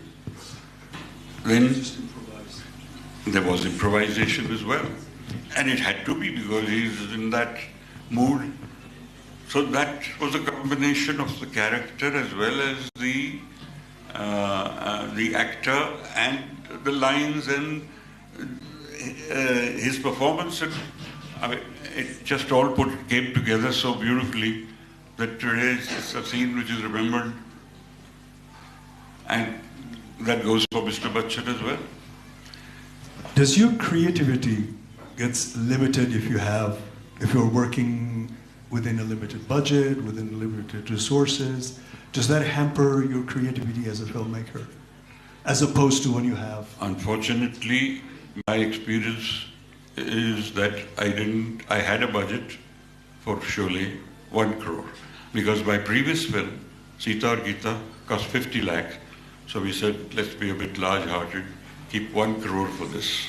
But for 73, that was a lot of money. For 1973, that was a lot of money. Yes, but it went on to cost 3 crores. Because it went on and on. Because I've said this before, but shooting the massacre scene of Sanjeev Kumar's family, the Thakur's family, I started to shoot, and after 2 days, the clouds came and the sun went away. So we sat for a day. In those days, the film was such that you could not do anything about it. You had to get some sunlight. You couldn't match it like you do in post-production, as you say. Correct? So otherwise you could have fiddled with it in post-production. But no. And on the 4th day, clouds again. So I asked the cameraman, because the mind started to work. And the texture of the scene changed. I said, if I do it like this, I'll be able to build that, the little wind, and it changed only in terms of what the, not that the dialogues were changed or anything like that. But the sense of it, the point is, it cost me 21 days of shooting because of the weather. I had to wait for the cloudy weather. Then we started to make some thin covers on top to filter, if the sun is there, how to filter it on the sets. Things like that were improvised, and we were able to shoot it. And ultimately, there was no other way but to spend more time and money trying to get what you want. Right, but did you feel that you were taking a risk in terms of money? Like, I tried not to think about it. Right. And my father never said a word to me, what are you doing? So that's where I was very lucky. He just let me do what I was doing. He had the confidence that I was doing the right thing. Suppose you've spent so much of money, so much of time, so much of energy into this dream project of yours, Sholay. And if it had failed miserably in the box office, I wouldn't be here then.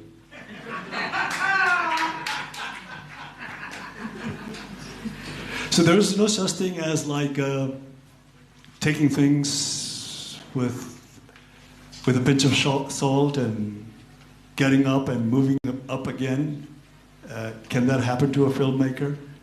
When a dream project fails, yes, it can. And he still retains the energy to continue, yes, to stand up and move? It can happen, but it will affect his confidence also.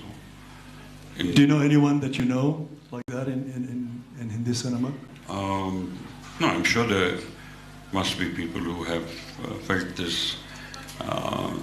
People start to abandon you financially, or in different ways. You find even actors then dropping out from projects. These things do happen. It's not. How much of a burden is it when you lose a lot of money in a film? How much for the maker? Well, if it's borrowed money, it's carrying interest all the time. There is a certain foolishness when you allow budgets to go that. How do you look at the progression of cinema making over the years? Because you see, what has happened is with so many different sources of viewing cinema, people have cinema in their own hands. You know, with a click of a button, they can go anywhere. And what it used to be a cinema literacy in those days are available to anyone with a nice smartphone. You know, a 10-year-old would have a cinema literacy. Exactly. Of that of, let's say, 70s professional filmmaker, you know, when they talk about long shot, mid shot, focus in, focus out, you know, this and that. All these cinema jargons Yes. are used by lay persons today. Correct. So is it a more more challenging to be a filmmaker in this time and age than it used to be before? I think that will always be there. The challenges were there then. As you said, every second person in one way or the other is a filmmaker these days, you know. Everybody is creating one thing or the other. Whereas in those days, filmmaking was exclusively the department of the professionals. Correct. And they only knew how to do it, you know. If they were talking about editing, the rest of the audience didn't know. If they were talking about, I don't know, long shot, mid shot, focus out, focus. And these are the jargons that the normal people are using it these days. You know, what's dubbing, what's this. So do you think it's more of a challenge, much more challenging to be a film director in this age and today? Era? Yes, I think it is. But as I said, if you take technology along with you and let it help you in achieving what you want to achieve, you will be able to achieve it in lesser money today because of the special effect. Your knowledge of that technology will allow you to, okay, this I can do. So it can be helpful. Like I remember, even in the 90s, you know, if you have to picturize, say, the interior of a moving car, that itself was an extreme challenge. It was. You know, and now you have so many different types of cameras available. You can do it in a flick of a finger. Yes, I remember, because after that, when I made Shan, that started to happen. I used to sit on the bonnet of the car, facing the actor behind the wheel, and the co-artist with the actor in front, and you're going through, and the crowds, you have to avoid the crowds because you'll see them. So all these factors were there, and it was very difficult to shoot within the city. And all my work on Shan was in the city, on the docks, in the streets, on those car chases and everything. What would normally have taken 3-4 days to shoot took, again, 20 days, 25 days to get it right. And the audience were pretty naive about the difficulties. Well. They don't see the difficulties, they see the end product. That's why the word, you know, the cinematic liberty used to be very famous those days, because absolutely you know right. You can fool your audience. You Absolutely correct. You got it. Which is probably not possible these days, yeah. Yeah, the difference today is that, you know, like people want to watch larger than life and extraordinary things on the screen, but at the same time, they demand that it should be believable, you know. Even if it is done extraordinarily, you know, larger than life way, the audience still wants to know that it has to be presented in such a way that it's believable. That's correct. You know, they don't see any mistakes in there, so it has to be flawless today. And the technology has probably helped that. That has, yes, it definitely has.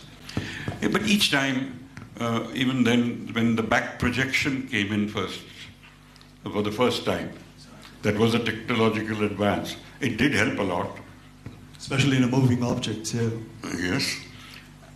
But there you could see technically that it was, if you were very sharp, you could tell it's done on a back projection screen, because you didn't have enough maneuverability. Just the back window, the back glass, the back of the car, the rear glass would allow you to, so your blue screen was behind it, and that's how. But the general audience had no idea how it has been done, you know, and that's probably what. Now they all know, as you say. Now they all know. They know everything about filmmaking. So this is what I feel nowadays. You know, if you're a filmmaker these days, you have to be a notch higher than the average person, because everyone knows about filmmaking. Everybody knows how to make a moving picture. Everybody knows about editing. Everybody knows about how to put, you know, good visuals together. So in order to be a good filmmaker, one has to be few notches higher than the normal people. Yes, you got it right. You hit it on the spot. It is so easy, and they know all about it. So when they see, oh, this must have been done like this and this must have been done like that.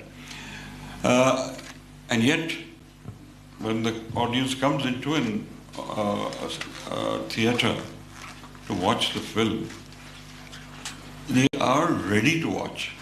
It's not, they haven't come there to criticize it. They really want to appreciate it, otherwise they wouldn't spend that 500,000, 1,500 bucks for a ticket. In the days of Sholay, it was 2 rupees, 3 rupees, and 4 rupees. Don't you think the movie viewing culture has changed drastically? Like those days when you were making Sholay, film used to be actually the cheapest form of entertainment. Absolutely. And now it's not so cheap form of entertainment at all. So how do you see that? I mean, once upon a time, cinema was, accessible to every lay person. A person who labors on the street throughout the day is looking forward to go and watch a film in an air-conditioned movie hall and just have a good time. Whereas today, maybe some of the movie theaters are off-limit to people of certain income groups. That's true. So how do you see this transformation? Yes, but theaters are also doing things now to, you come on a particular day, the ticket is much lower.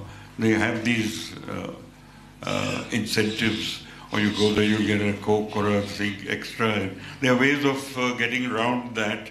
So it makes it a little more easier for certain audiences who would not be able to afford it to come in and get a pleasure of the big screen.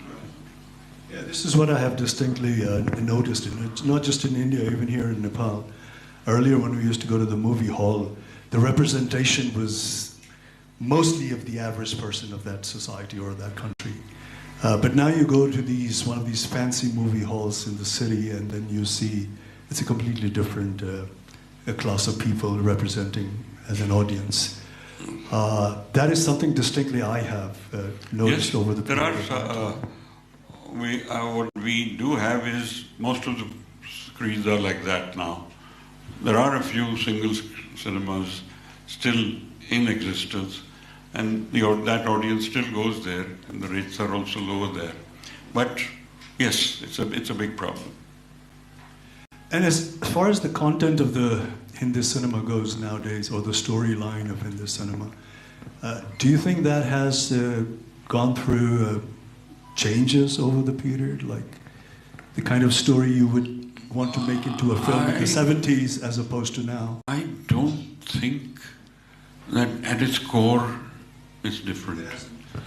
You see Dhurandhar today? Just the presentation has changed a lot. He's made a wonderful film, but he's used what we are talking about. He's used technology as well as the real thing, and he's made a wonderful combination.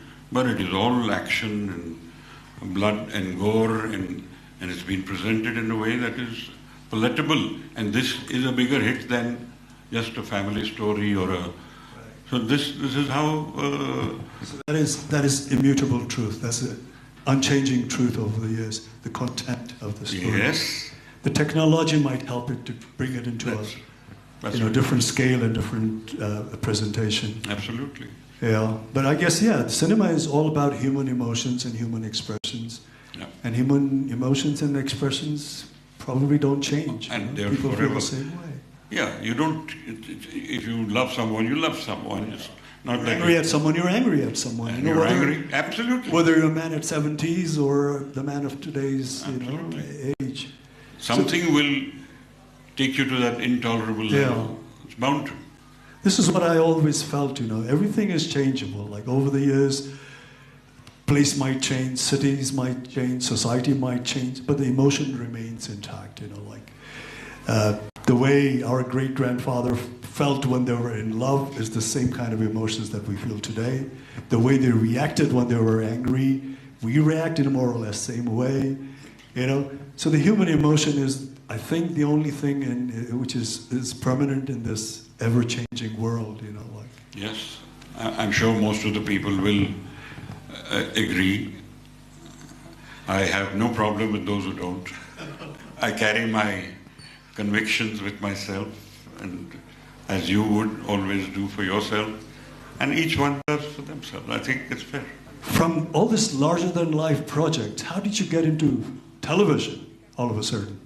especially in those days. I mean, Bunyad was in Doordarshan, right? Yes. Before the cable television and multi-channel. Yes. So how did that come about? I mean, how was that transformation made? Actually, some of the DD officials at that time suggested to my father, because he had a good rapport with the government, and they said, we've launched this channel, but we need some good material on it. Can you think of something we can... And the writer who had written an earlier... The story revolved around partition, right? Yes. India, no, what I'm saying is, partition. the writer of Bunyad was a writer who had done an earlier film, earlier series. As I got to know that writer, I felt a kind of a pulse that it's going to... This guy knows what he's talking about. So when it was set in partition and he was able to come up with a script, which I liked. And I said, okay, let's go. It was a whole different kind of movie making. It was not movies, it was every episode, if you could leave it on a little... And you must have shot in video cameras or... the first 26 episodes I shot on film, 16mm film. And then switched to the videos. Yeah. And that was, how many series was it? Like how long? 105 episodes. 105. So that's what, like over a year? Over a year. Twice a week. 52 weeks, 104 episodes. Was that a profitable venture? Yes. It was, okay. It did well. In the beginning we lost a lot of money, but started to pick up. And because we got into control of the shooting time, and then we were able to bring it out at a fairly commercial kind of income, cost to income, we were able to balance it well. So that was the only television venture that you attempted? No, I did one more. After that I made a film. Then after that film I did one again for the DD started the morning thing. The morning segment. Morning segment. That's where I made something called Kismat. So that was also, that did well. Then later on, went to do a film, a series called Gatha, which was also 100 episodes, just a little bit less than that. But that actually was on Star Plus. Now, Star Plus, the audience was not a DD audience.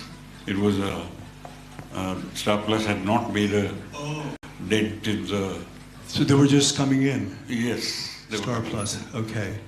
And that took the television industry much higher. Then Star Plus, once the Saas Bahu thing came in. And then you had it went ZTV crazy. And whatnot, and much later after that. Before we part, Rameshji, I mean, we talked a lot about Sholay, but I would also like to talk about your other very, very popular film like Shahan, Shakti, Trishul. These are all yours, right? Not Trishul. Not Trishul. Shahan, Shakti, Sagar. Sagar, yeah, right, exactly, Sagar. Tell us about that. Sagar is what? Rishi Kapoor and Kamal Hassan ji? Kamal Hassan, Rishi Kapoor, and Dimple, yeah. That was a combination of that time as well, like getting Kamal Hassan from South, and then you have this lover boy image of Rishi Kapoor, and Dimple was she was taking a sabbatical, and you... Yeah, she did only one film first. You woke her up and brought her to the set. How did that come about? Again, we decided, because I like to do each film different from my previous film. Shakti was a drama, father and son.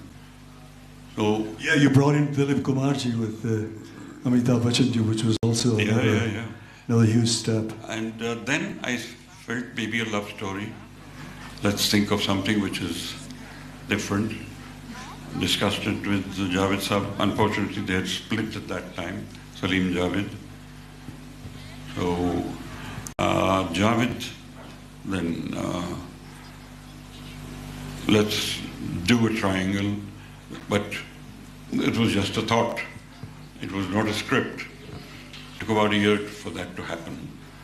And then a lot of it was made on the set, in the sets, improvisations and how it would be.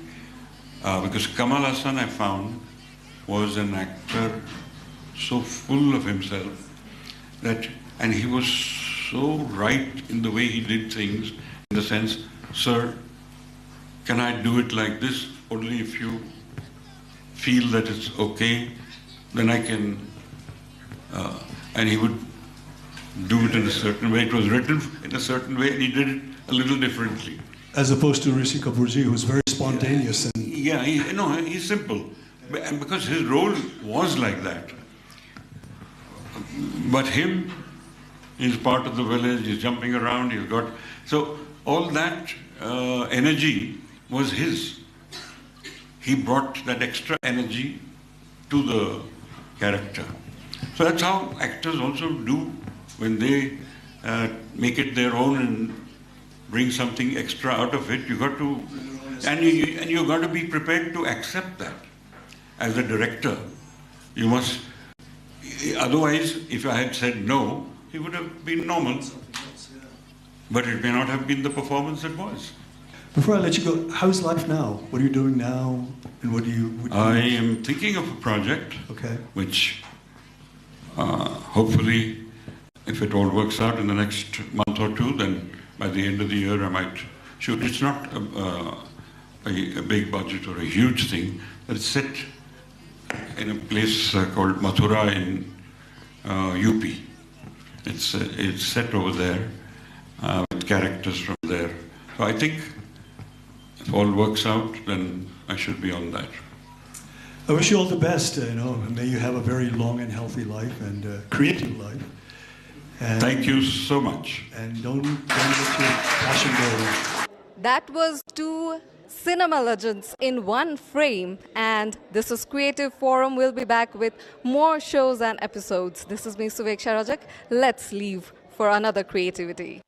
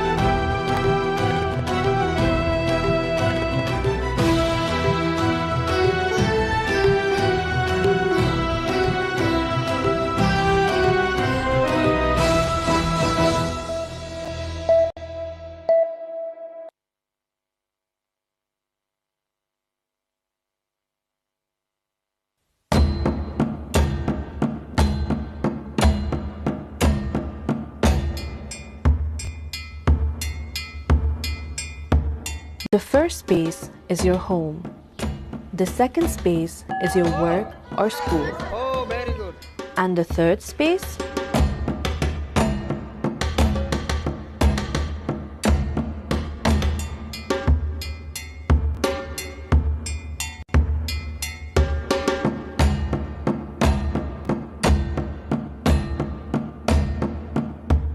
It is a place for your social life to actually unfold.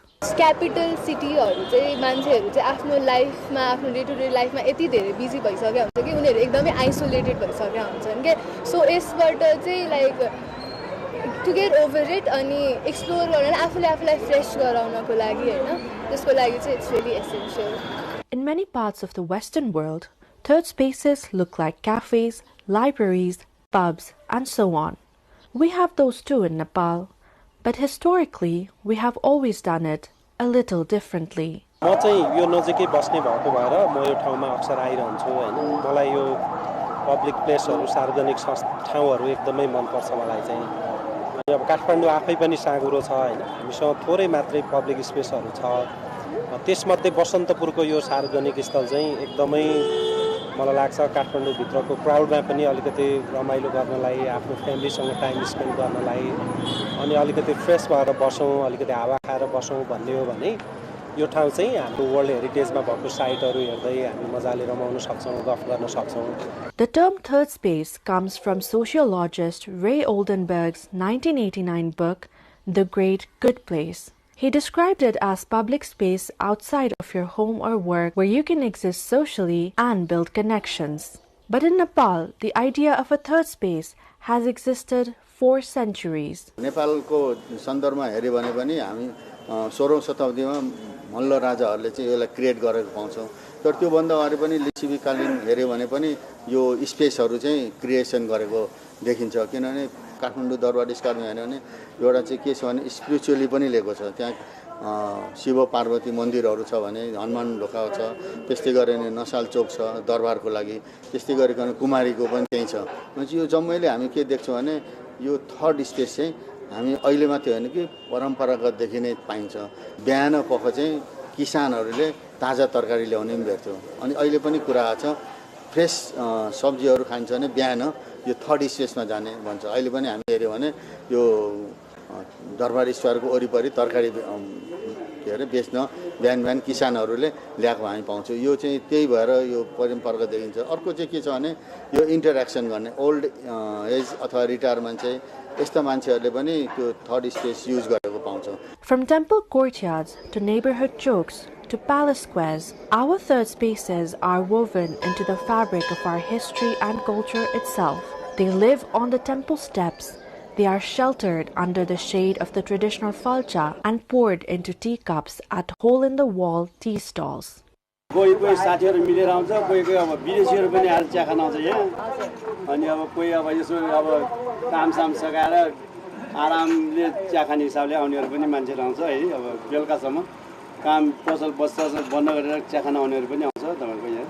Beyond these grand palace courtyards, the surrounding traditional neighborhood also have their own junctions, built as a part of the people's local daily lives. दरबार भनेको चाहिँ यो country wide भयो त्यतिखेर र neighbourhood wide भन्छ के नेबरहुडमा पनि हामी चोक चोक भेटाउँछौं. त्यो अनि त्यसलाई पनि के गरेको छ त भन्दाखेरि हायरार्की गरेछ तहगत छुट्याइएको छ हैन. व्यक्तिगतलाई स्पेस पनि दिएको छ. जस्तो हामीले चाहिँ चारवटा दाजुभाइहरुको घर बनाएको छ नि एउटा कोर्टयार्ड बनाइदिने अनि त्यहाँ एउटा मन्दिर बनाउने गणेशको अथवा बुद्धको के छ त्यो एउटा ल्यान्डमार्क बनाउने र आफ्नो बिहानको घाम ताप्ने ठाउँ मात्रै हैन कि अब बसेर कुरा गर्ने अनि कार्यक्रमहरु गर्ने कुनै कार्यक्रम त्यस्तो अनि अलिक त्यो भन्दा वाइडर गर्यो भने अलिकता ठुलो कम्युनिटीमा जाने एउटा प्राइभेटबाट चाहिँ कम्युनिटीमा आयो अनि यो चाहिँ बस्नपुर जस्तो चाहिँ अब कन्ट्री वाइज एउटा नेशनल लेभलको चाहिँ स्पेस हो त्यो अलिक ठुलो छ. The third space does not have to be something high-tech or carefully curated. It just needs to be accessible enough for people to visit, relax, and connect. Third spaces are where people come together, talk, and feel like a part of something bigger, communal. In the hustle and bustle of a city like Kathmandu, they offer what many of us crave: a connection, a pause, a sense of belonging.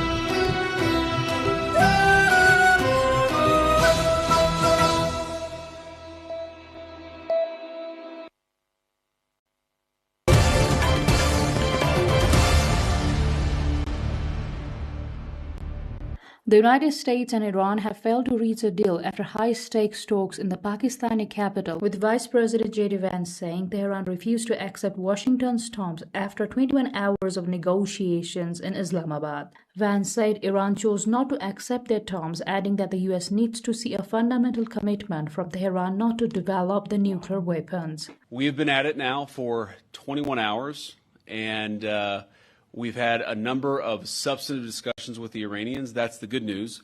The bad news is that we have not reached an agreement, and I think that's bad news for Iran much more than it's bad news for the United States of America. So we go back to the United States having not come to an agreement. Vance signaled that he was still giving time to Iran to consider the offer from the U.S., which on Tuesday said it would pause attacks with Israel for 2 weeks pending negotiations. Vance led the U.S. delegation while Parliament Speaker Mohammad Bagher Khalilzad led the Iranian delegation. Khalilzad said the U.S. failed to gain Tehran's trust during lengthy negotiations in Pakistan. Iran insists it is not pursuing an atomic bomb, and the U.S. and Israel bombed sensitive Iranian sites both in the war launched on February 20th as well as last year. In response, Iran's official news agency said that excessive demands by the U.S. hindered a common framework and agreement. Meanwhile, U.S. President Donald Trump says the U.S. Navy will blockade the Strait of Hormuz, a vital shipping route. In a separate post on Truth Social, he added that direct talks with Iran in Islamabad failed because Iran is unwilling to give up its nuclear ambitions. Meanwhile, Israel and Lebanon are set to hold their own talks in Washington next week. It is said there is no respite from Israeli attacks in the country's south.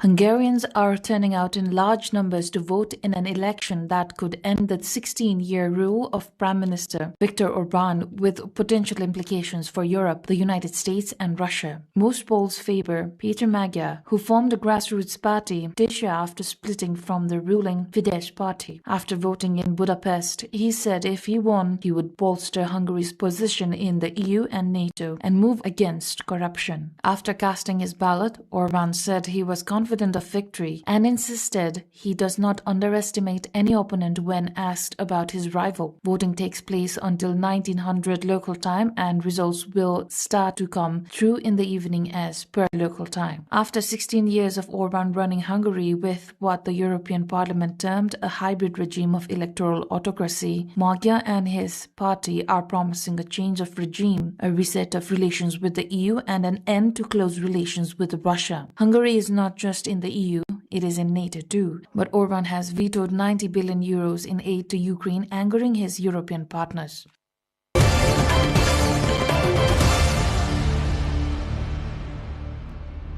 Asa Bhosle, a legendary Bollywood singer who became a cultural icon, has died aged 92. The unrivaled queen of Indian playback singing died in Mumbai, having been admitted to hospital after suffering a heart attack. Her death marks the end of an era in Bollywood music, with her career spanning more than 8 decades and encompassing more than 12,000 songs, including Nepali. Bhosle's distinctive voice breathed life into countless film songs as actors lip-synced to her unforgettable tracks. Her pervasive presence in Bollywood earned her the 1997 hit cornership tribute Brimful of Asha, and she was also known internationally for a collaboration with British musician Boy George. Indian Prime Minister Narendra Modi called her one of the most iconic and versatile voices India has ever known. The tributes reflect a wider recognition of Bhosle's remarkable artistry. With a voice that moved effortlessly from romantic ballads to energetic numbers, she became the go-to singer for composers across genres. Her range and vitality made every song a celebration and defined the sound of Bollywood for generations.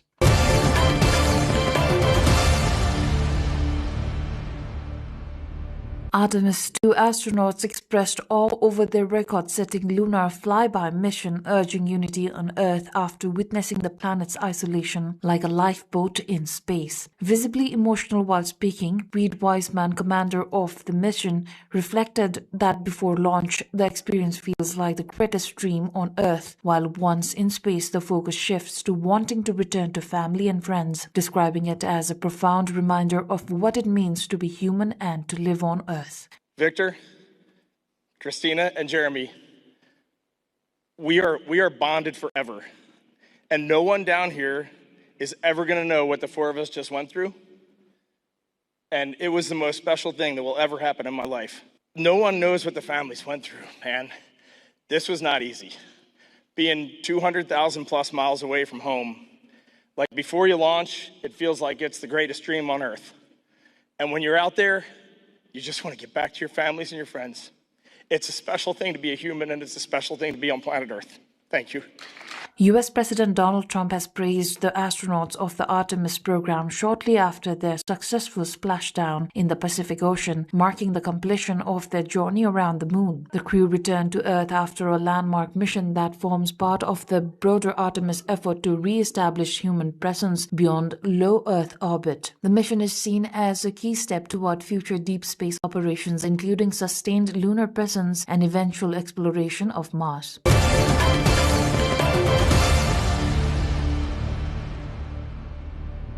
The World on Sunday marked the 65th anniversary of humanity's first journey into space, commemorating the landmark flight of Soviet cosmonaut Yuri Gagarin on April 12, 1961.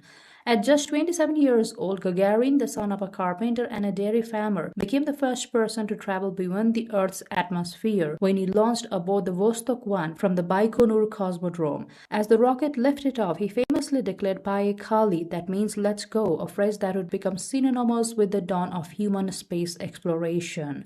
The mission lasted 108 minutes, during which Vostok 1 completed a single orbit around the Earth. Gagarin safely returned to the ground, landing near the village in Russia's Saratov region, securing his place in history and igniting the space race between the Soviet Union and the United States. The anniversary is observed annually as Cosmonautics Day in Russia and several other former Soviet states, while also being recognized internationally as a milestone in scientific and technological achievement. Events marking the occasion this year included official ceremonies, educational programs, and tributes to early space pioneers, highlighting the enduring legacy of Gagarin's flight and its role in shaping modern space exploration.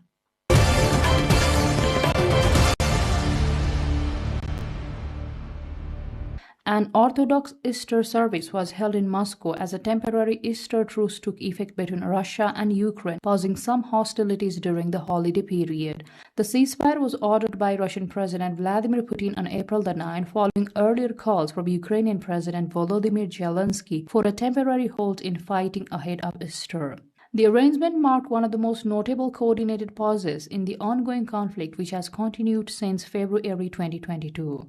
Both sides had indicated agreement to observe the truce, with the measure intended to allow for religious observance of Orthodox Easter and to temporarily reduce the frontline violence. However, implementation has remained uncertain in past ceasefire attempts, with previous truces frequently undermined by accusations of violations from both Moscow and Kiev. In Moscow, the Easter service proceeded under heightened security, reflecting the broader wartime environment in which the observance took place. The truce is being closely watched internationally as a test of restraint between the two sides, even as broader diplomatic efforts to end the conflict remains stalled.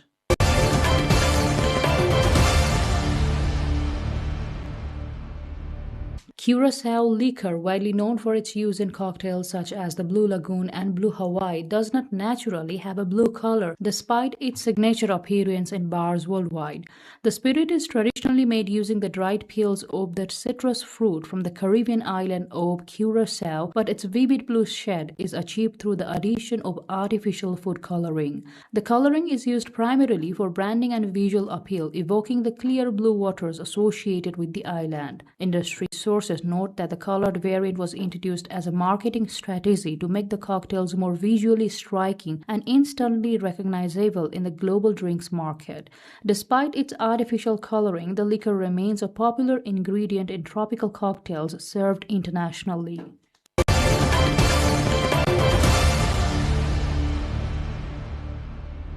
In Mexico's central state of Guanajuato, artisans are stepping up production of handcrafted World Cup-themed charro hats as the country prepares to host the FIFA World Cup in Mexico City in 2 months. Workshops across the region are assembling the traditional Mexican hats with tournament-inspired designs, blending cultural craftsmanship with global sporting branding. The increased output reflects growing anticipation around the event, with local producers expecting strong demand from both domestic buyers and international visitors once the tournament begins. The charro hats, long associated with Mexican heritage, are being reimagined as commemorative items tied to the world's biggest football competition, highlighting the intersection of local tradition and global sport. Local artisans say the designs are helping showcase Mexican craftsmanship on a global stage.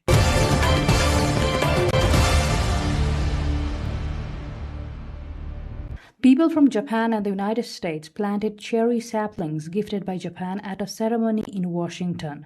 Japan donated 250 cherry saplings to commemorate the 250th anniversary of the founding of the U.S.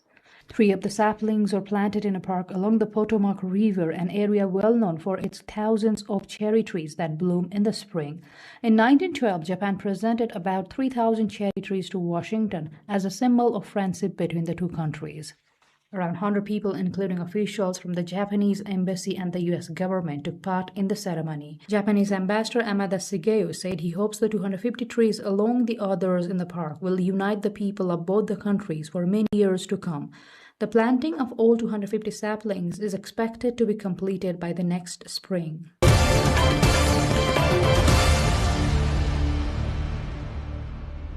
5 nations are participating in the international Anatolian Phoenix 2026 military exercise in Turkey, featuring complex rescue and infiltration operations. The drill features a highly realistic, multi-dimensional operation scenario, including the infiltration of a highly fortified enemy airbase, the capture of an enemy commander, and complex hostage and pilot rescue missions. During the exercise, special forces infiltrated the region via high-altitude jumps and neutralized enemy air defense systems. Following the breach of the airspace, troops conducted fast rope insertions from helicopters to secure the enemy base and capture the targeted commander. The drill also included an unexpected scenario where an F-16 fighter jet simulated an engine failure, prompting a rapid search and rescue mission. Under close air support, rescue teams successfully located and evacuated the downed pilot, demonstrating seamless coordination among the participating Allied forces.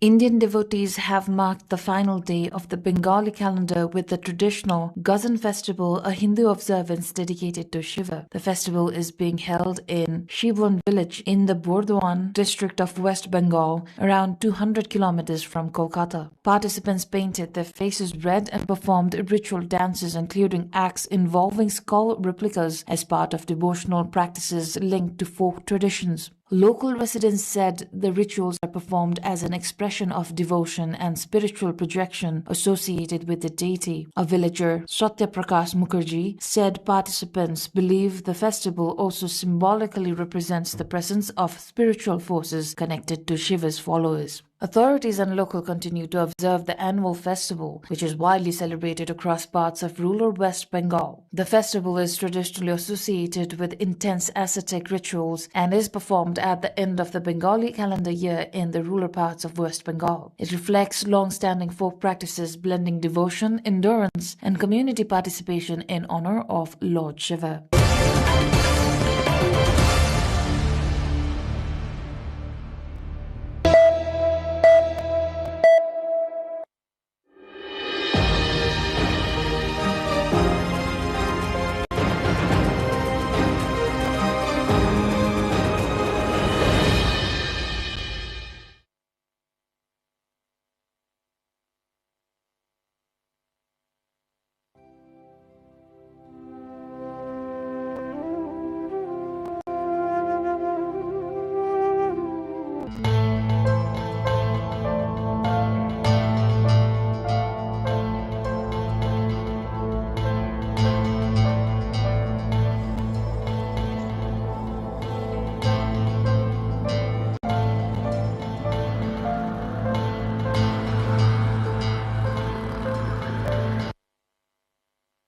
Bagmati province boasts the federal capital Kathmandu.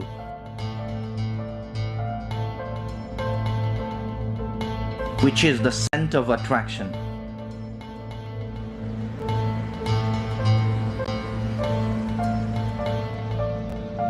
Kathmandu Valley is a tourism hub of Nepal, as it has the only operational international airport of the country.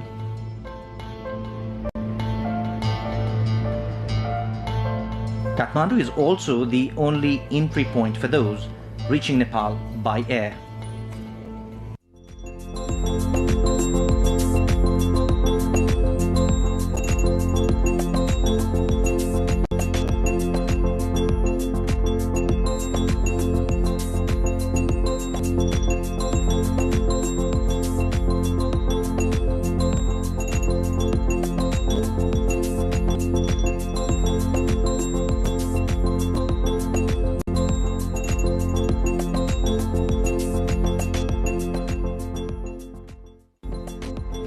Bagmati province is also the place with the most tourist destinations and tourism-related activities. This province offers several attractions for both domestic and foreign tourists. Today, we take you to some of the beautiful destinations of Bagmati province, which is rich in culture and heritages. The capital of Nepal, the place with most tourist destinations, major destination for both domestic and foreign tourists. Province rich in culture and heritages. It is a beautiful valley of 3 districts, Kathmandu, Bhaktapur and Lalitpur. The valley offers best environmental conditions. The region is also considered exceptional in terms of historical, cultural and natural artifacts and political history.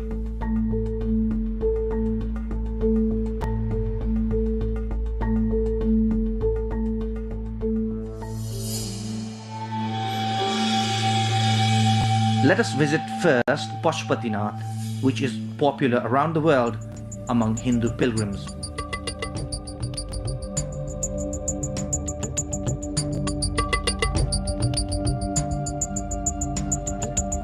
This is Pashupatinath temple. Lord Pashupatinath is the real name of Lord Shiva.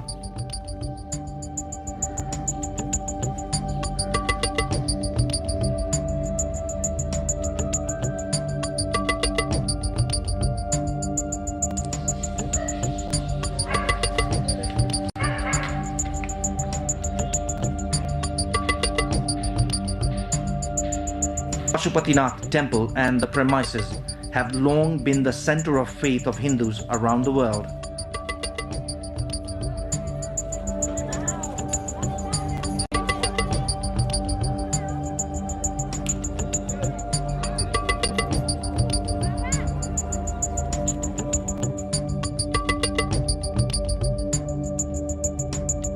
It is one of the 7 World Heritage Sites in Kathmandu Valley.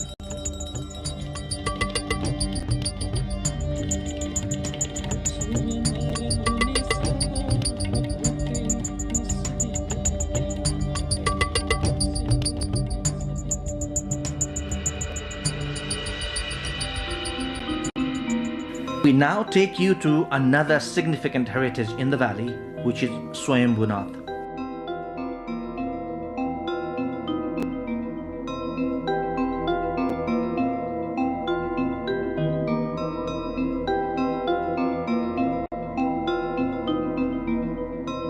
A popular monastery located in the west of Kathmandu. Thousands of tourists reach Swayambhunath every day.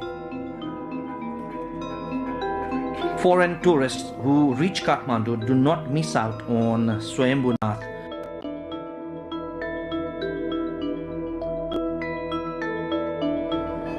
While domestic visitors flock to this heritage on holidays.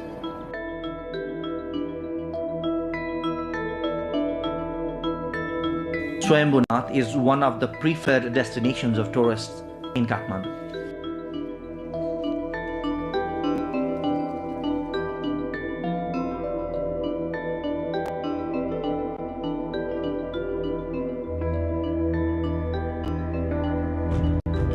Another heritage is Bodhanath.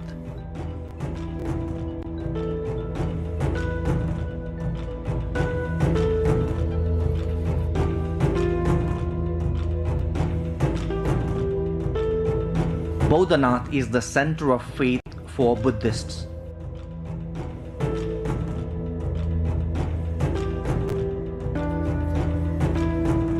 This is the largest hemispherical stupa of Nepal. The monastery is built on massive 3 layers.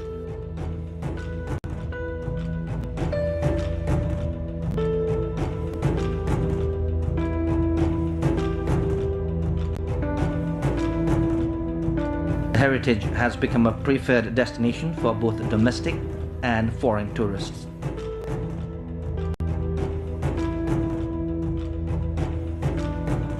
Let us now go to Basantapur Darbar Square of Malla era in Kathmandu.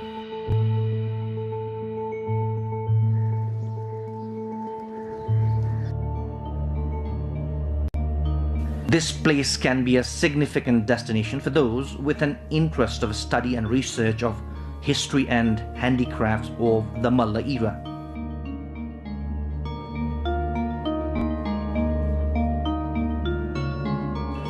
This heritage holds a unique significance because of its location in the heart of Kathmandu with a lot of human movement. Basantapur Darbar Square draws both domestic and foreign tourists alike.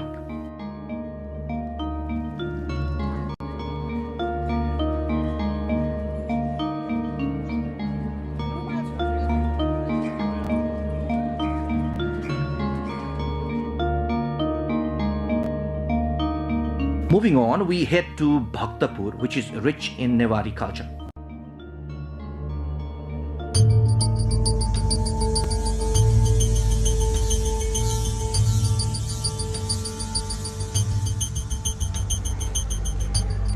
Bhaktapur Darbar Square is considered significant not only for its history, but also for its culture, art and handicrafts.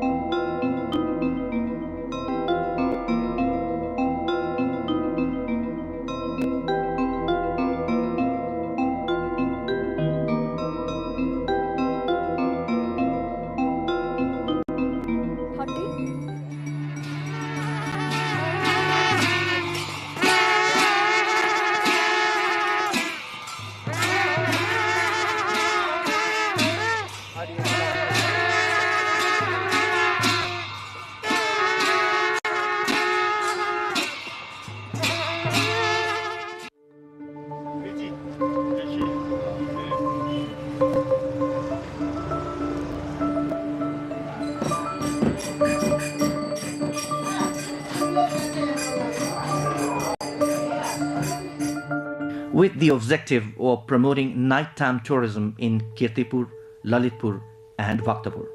Yes, Bhaktapur is the smallest district of Nepal. However, it is the richest in terms of heritages.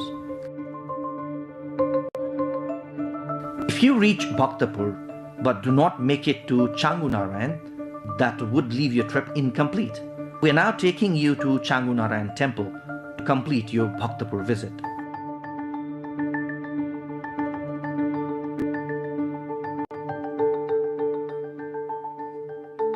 This temple, which is located just 6 kilometers north of Bhaktapur city, is not only significant for its historic, artistic and religious aspects, but also for tourism.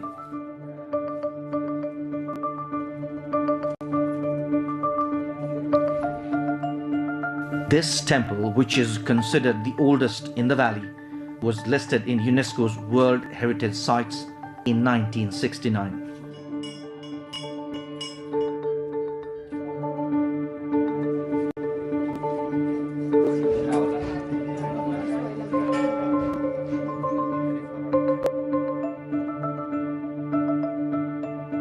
We now move on to Lalitpur, also known as Patan.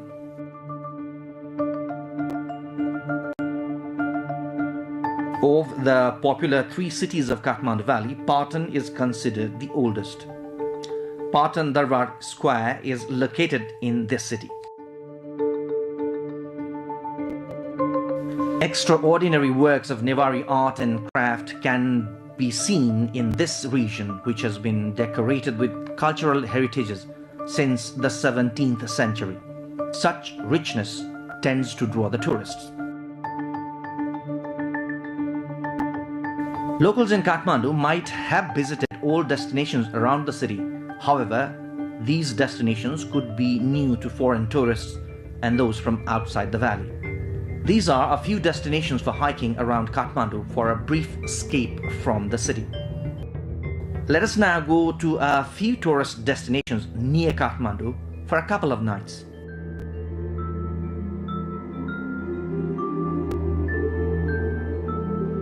Sauraha is one of the major tourist destinations of Nepal.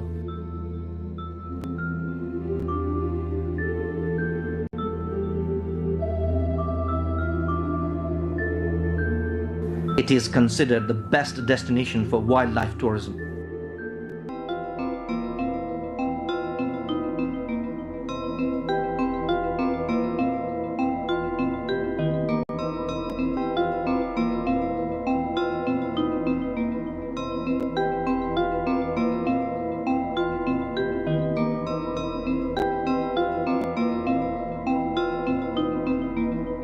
The main objective of reaching Sauraha is to visit the Chitwan National Park.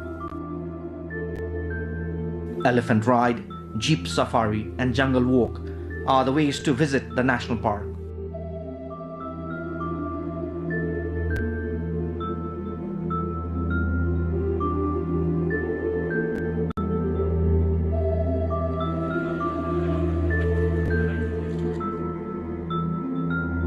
Most of the tourists find elephant ride the most interesting.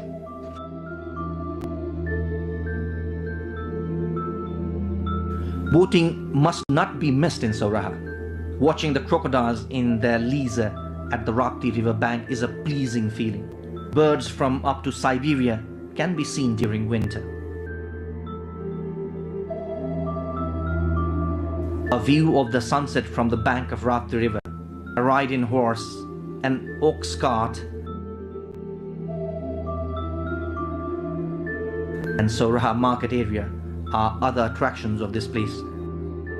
Tharu dance and culture further entertain the tourists.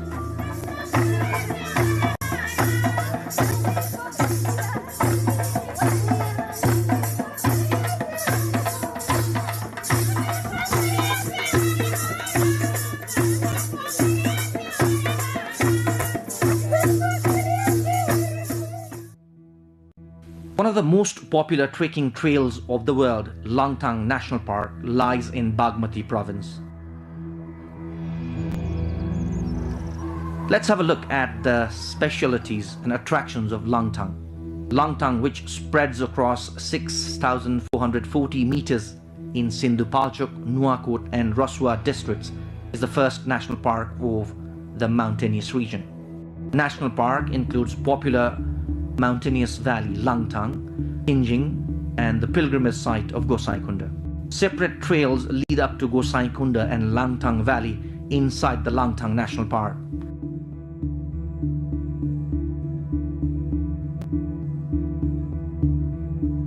Rare species of red panda, snow leopards and wild dogs among other animals can be seen during treks in the region.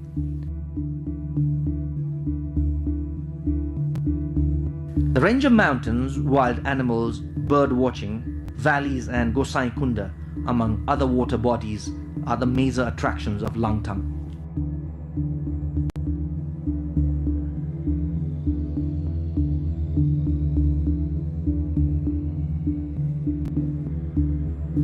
Ruby Valley.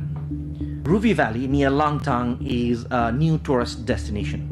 Ruby Valley in Dhading district is the closest destination to Kathmandu for trekking. Ruby is a precious stone. The valley is named Ruby Valley as precious stones including ruby and quartz are found here.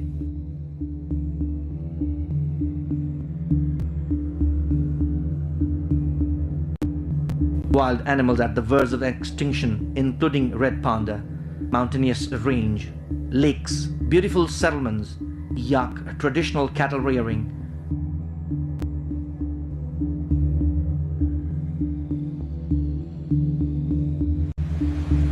Botekosi and Trisuli river rafting, Rafting has lately been gaining popularity among tourists. The adventure sports, which previously was popular only among foreigners, is now drawing the local tourists as well. Trisuli and Votekosi rivers that are close to Kathmandu are two popular destinations for rafting in Bagmati province. Let us first explore Votekosi. Whitewater rafting at Votekosi river is included among the 10 best adventure destinations for rafting in the world. Votekosi, which is well facilitated with food and accommodation, can be a great destination for rafting and other adventure sports. Rafting at Trisuli River is popular among domestic tourists, as the location can be reached in an hour from Kathmandu. This is where most tourists go for rafting in Nepal.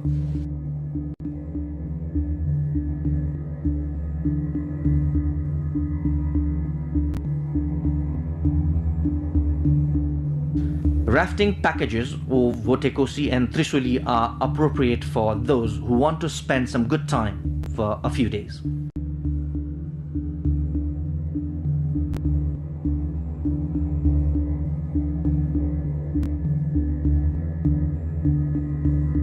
Alongside trekking, jungle safari, rafting, city charm and natural sceneries, Bagmati province is equally a good tourist destination for religious tourism. Bagmati province is also popular for religious tourism. There are some major religious shrines in the province.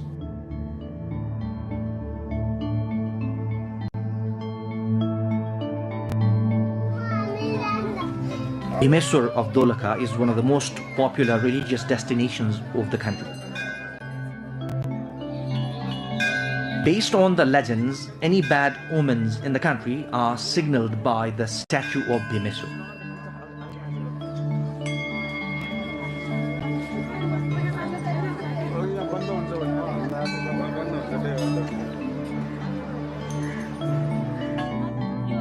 Kalinchok has increasingly become the first preference of tourists in recent time.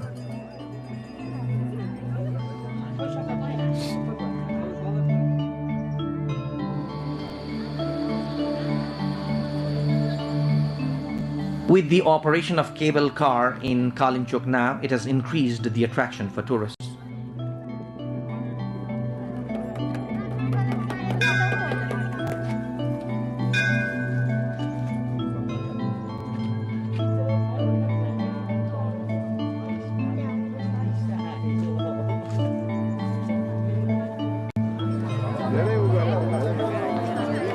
There is a religious belief that wishes are fulfilled after visiting Kalinchok deity.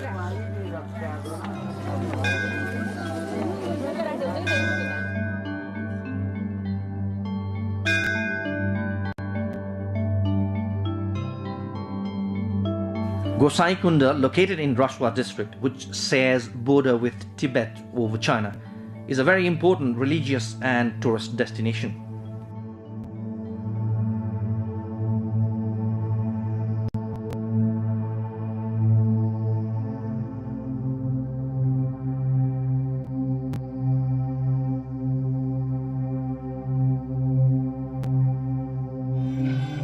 Religious fairs are held twice a year in Gosaikunda during Dasara and Janai Purnima.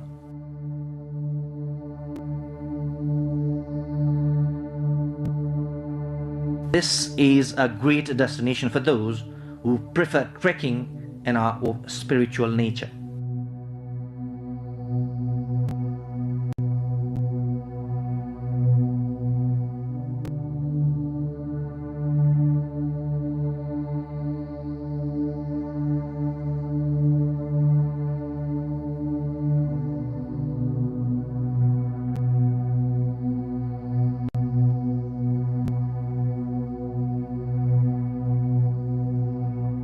Devghat Dham, along the border of Chitwan and Tanaho, is a well-established religious place among Hindus.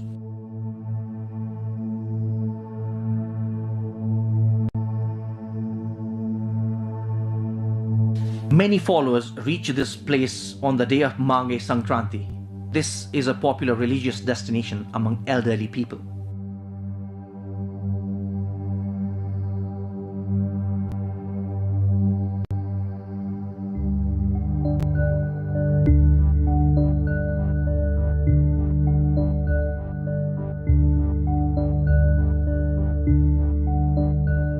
There are immense possibilities of tourism in Bagmati province. There are no doubts on tourism aiding in prosperity of the province. However, it is imperative to promote domestic tourism alongside prioritizing foreign tourists.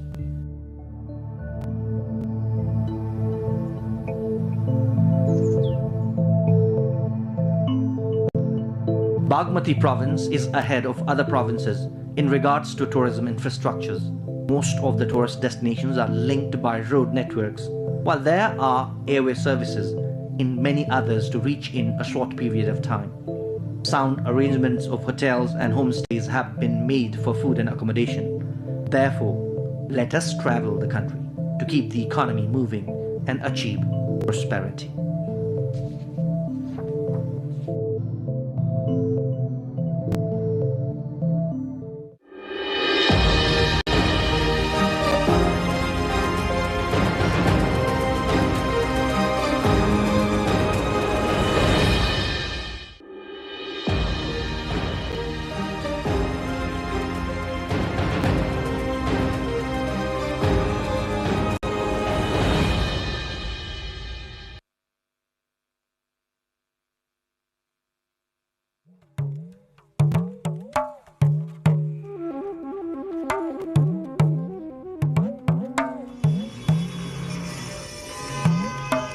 Say that life is all connected, even the most remote of animals and humans all rose from this earth.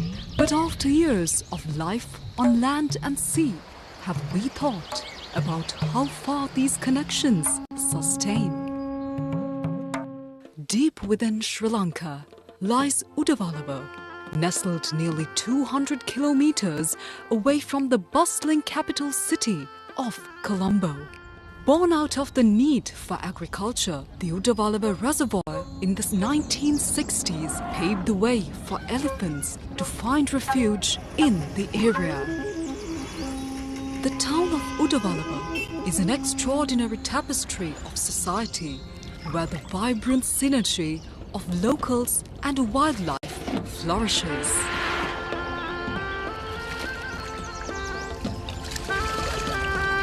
A town where a national park, agricultural land, an elephant transit home, and a community all exist in their harmony. As the sun rises over the serene Udavalava National Park, the people who call this place home embrace a livelihood intricately woven with nature's splendor. Resources are shared among the people of Udavalava and elephants alike. They thrive by building and trading monuments of culture around the world of elephants.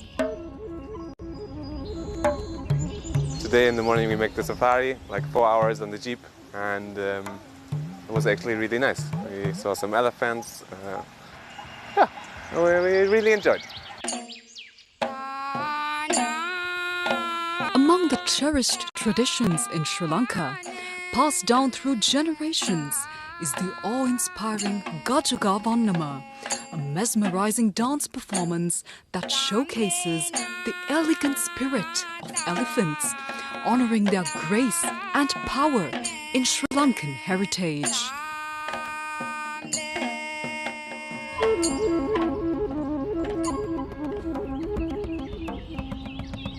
This is the elephant transit home called At Athuru Sevana, a haven that serves as a refuge for orphaned, injured and malnourished elephants.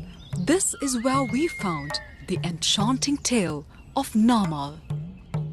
අපේ දෙපාර්තමේන්තුවේ නිලධාරීන්ට හම්බෙලා තියෙන අම්පාර නාමල්ලෝය කියන ප්‍රදේශයේදී වැලක පැටලිලා තුවාල වෙලා ඉන්න පොඩි පැටියෙක් තමයි හම්බෙලා තියෙන කකුලේ ආබාධයෙන් හින්දා උඩවල ඇත්තතුරු සෙවණට ගෙනල්ලා මෙයාව අර කකුලේ තුවාලේ වැඩි වෙන හින්දා මෙයාගේ ජීවිතේ බේර ගන්න තමයි මේ කකුල කපලා අයින් කරලා මෙයාට මේ කෘත්‍රිම කකුලක් හදලා දාලා උඩවල ඇත්තතුරු සෙවණේ බලාගන්න. අවුරුදු 13ක වයස වගේ ටිකක් වෙනස් සතෙක් මෙයා ටිකක් අර සැරයි. ටිකක් සාමාන්‍ය අනිත් අයට වගේ එහෙම කිට්ටු වෙන්න අමාරු. උරු වෙච්ච එක්කෙනෙකුට දෙන්නෙකුට වගේ තමයි මේත් එක්ක ගනුදෙනු කරන්න පුළුවන්. උඩවලව මේ ආශ්‍රිත ප්‍රදේශයට ලොකු සම්පතක්. මොකද මේ වගේ සතෙක් මුළු ලෝකේ කොහෙවත් නැහැ. මොන ජීවිත අවදානම හරි මොන දේ තිබ්බත් අර ගොඩක් මම කැමති මේ සතාව බලා ගන්න. මොකද මේ එහෙම කවුරුත් නැතුව ගියොත් මේ සතා තවත් අසරණ වෙනවනේ. Like Namal, all these gentle giants receive the loving care and attention they so desperately need at this elephant transit home located close to the national park.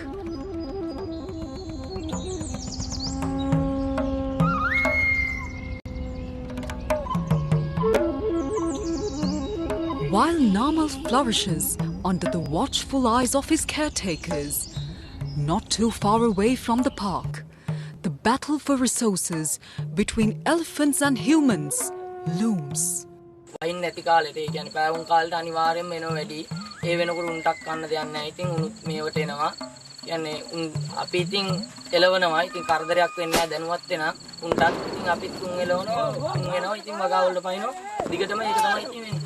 6 වෙනකොට 6 7 වෙනකොට අනිවාර්යෙන් බහිනෝමයි යලි මේවට. බටු හිටවනවා, කෙසෙල් ඔක්කොම ඉතින් කඩා කප්පල් වල දාලා උන්ගේ කැලේ වුණාට ඉතින් අපිත් ගොවිතැනක් කරගන්න මේකට ආයේ. ගොවිතැන් බදක් කරගෙන ඉතින් අපි ඉන්නකොට ඉතින් තරහයි ඉතින් මොනෝ කරන්නද? අලියා! අලියා!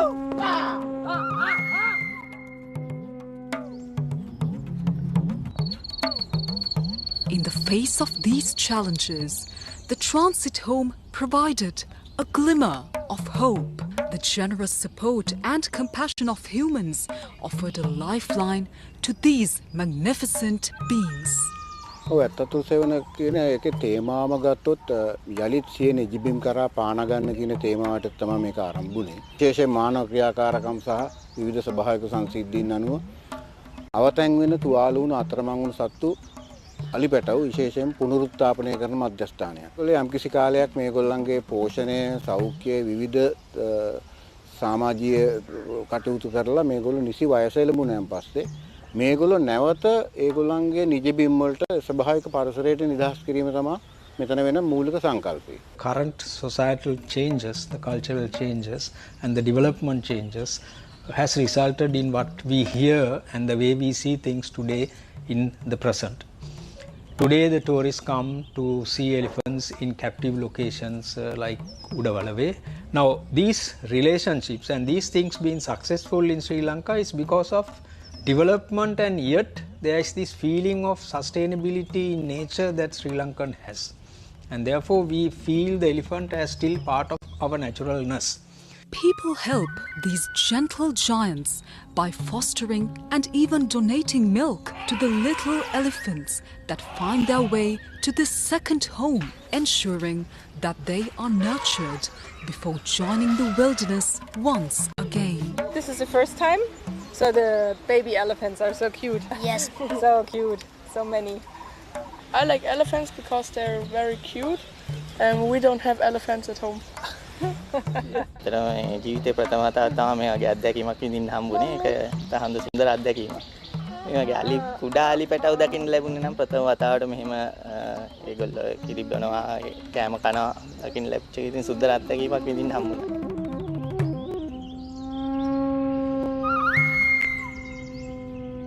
The opportunities to see the wild animals and to be with nature and to be in nature is amazing.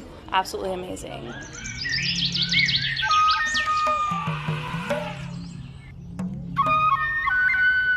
Udawalawe අලියා ඉන්න නිසා තමයි මේ හැම දෙයක්ම අපට ලැබිලා තියෙන්නේ. විශේෂයෙන්ම අලියා අපි කියනවා කීස්ටෝන් එකක්. එහෙම නැත්නම් එයා යතුරක්. ඒක ජාතික වනෝද්‍යානය තුළ සංරක්ෂිත භූමිය විතරක් නෙමෙයි අලියා යතුරු පෝරුවක් වෙන්නේ. අලියා සංරක්ෂිත ප්‍රදේශයෙන් පිට පරිබාහිර මේ ගම්මාන වලටත් මේ අලියා යතුරු පෝරුවක් කරනවා. මොකද මේ යතුරු කැරැල්ලේ ප්‍රධාන යතුරු නැති වුණොත් මේ ගම වැටෙන්න පුළුවන්. විශේෂයෙන්ම ඍජු හා වක්‍ර රැකියාවල් 10000කට ආසන්න ප්‍රමාණයක් මේ වෙද්දි උඩවලව ආශ්‍රිතව උඩවලව ජාතික වනෝද්‍යානය ආශ්‍රිතව සංචාරක කර්මාන්තයට දායක වෙනවා. And amidst the serene landscapes of the Udawalawa National Park, tourism flourishes. Visitors from around the world are welcomed to witness the grandeur of elephants in their natural habitat, forging a profound and everlasting connection with nature and Sri Lanka.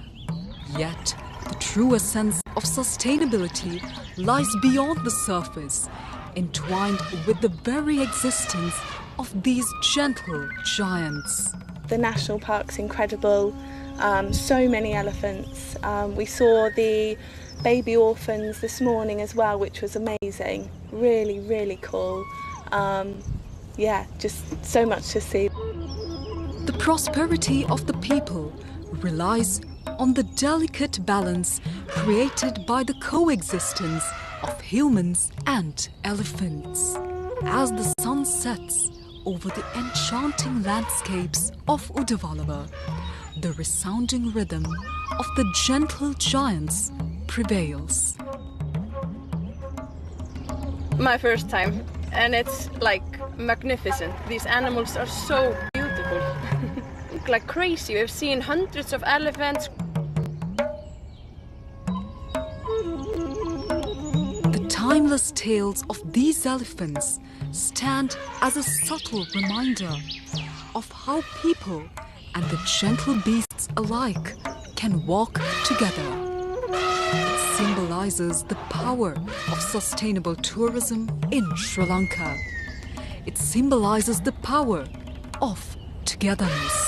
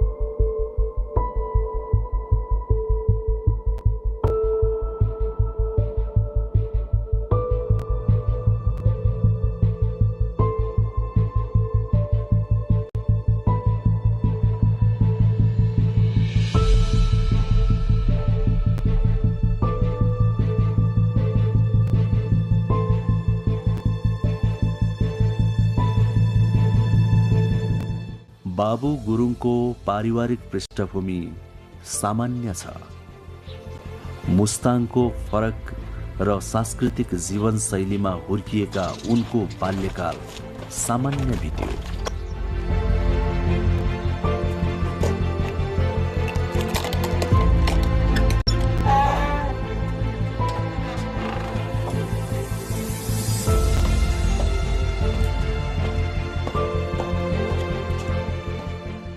हामी यही आँगनमा खेलेर हुर्क्यौं अनि हामी गुम्बोबाट फर्केर आउँदा पनि यही ढोका तरेर यहाँबाट आमाले बोलाउँथ्यो।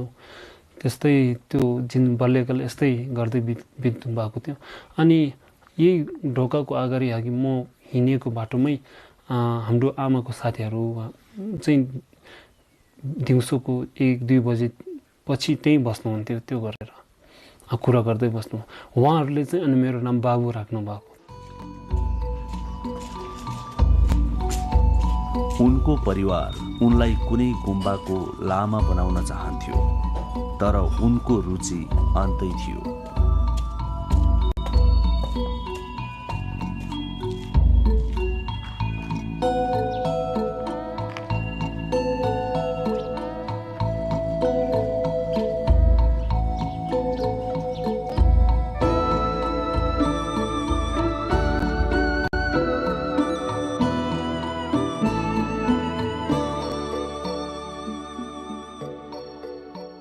पहिले चाहिँ मुस्ताङ राजाको चाहिँ नेम अनुसार चाहिँ ठुलो छोराले चाहिँ घर हेर्नुपर्ने र अनि मैला छोराले चाहिँ गुम्बा जानुपर्ने नियम भएको कारणले चाहिँ म लामा मेरो फ्यामिलीले चाहिँ लामामा पठाउनु भएको।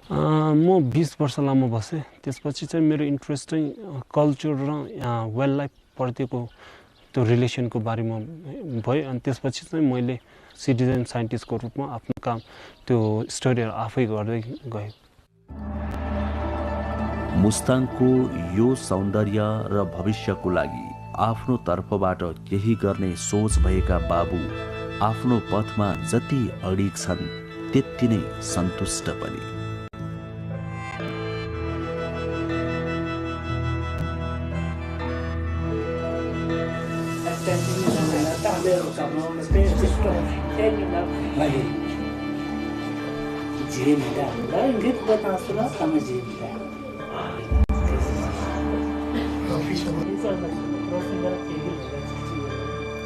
जो अहिले रात दिन यसरी हिम चितुवाको खोज र संरक्षणमा लागिरहन्छन् र उनी संसारलाई मुस्ताङ चिनाउने ट्रेकिङ गाइड पनि हुन्।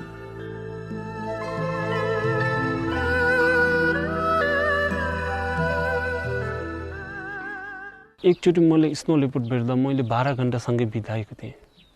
12 घण्टा सँगै बिताएको थिएँ। ऊ पारी डाँडामा बस्यो, म यता वारी डाँडामा बसेर चाहिँ यसै हेड एन्ड सिक खेलेको जस्तै भएर बसिरहेको थियो।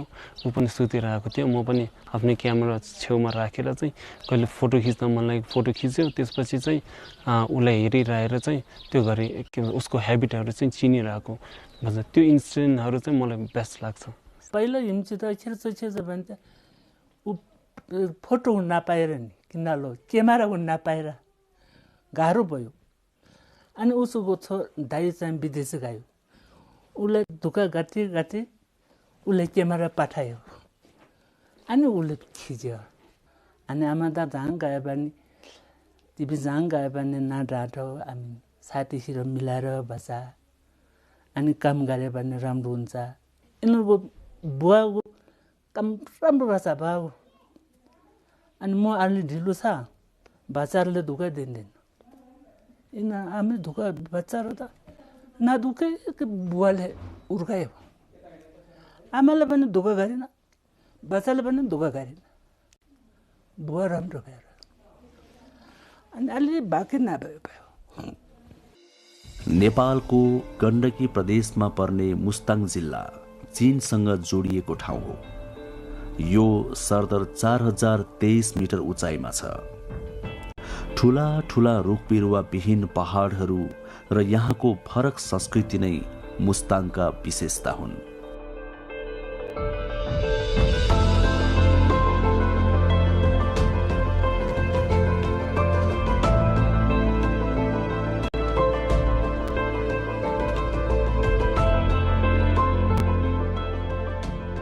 हो, बाबु गुरुङ यही मुस्ताङका छोरा हुन्, जसले मुस्ताङमा आफ्नो र मुस्ताङको भविष्य उज्यालो देखेका छन्। मुस्ताङको एउटा मेन फेसेस भने के हो भने युवाहरू विदेशी न मेन प्रब्लम। किनकि म जस्तो अहिले यङ केटाहरूले चाहिँ यता बस्नै उनीहरूलाई चाहिँ गाह्रो मान्छ। किनकि उनीहरूले चाहिँ यता कुनै त्यो नै छैन, रोजगारी नै छैन। तर मलाई विश्वास छ यो वाइल्ड लाइफलाई चाहिँ यो मुस्ताङमा चाहिँ विन्टरको 1 महिना भए पनि उनीहरूले रोजगारी दिन्छ। त्यो रोजगारी पनि त्यति त्यो नभइकन उनीहरूले चाहिँ सिक्न पाउनेदेखि लिएर उनीहरूले रोजगारी दिन्छ भन्ने मलाई विश्वास छ। अनि यो हुन्छ, तर म गरेरै छोड्छु भन्ने मेरो अब डिटर्मिनेसन जस्तै म गरिरहेको छु। मुस्ताङ संसारभरिका पर्यटकको गन्तव्य बन्दै गएको छ, जसको एक उदाहरण यी विदेशी नागरिक। I'm really happy to be here, and me and my wife, we travel a lot, and normally we decide to go to countries where we can combine nature, culture, people, and I like to take photographs. It's my hobby, and therefore for me is this destination perfect.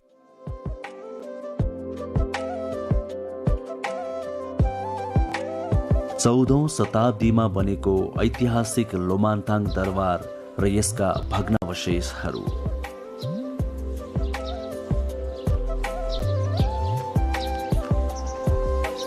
च्याम्पो, आनीझुमा लगायत पुराना ऐतिहासिक गुम्बाहरू।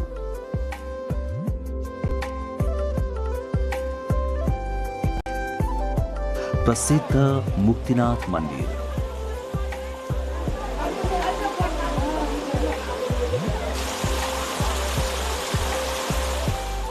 पितृको श्राद्ध गर्ने कालीगण्डकीको तीरमा रहेको कागबेनी।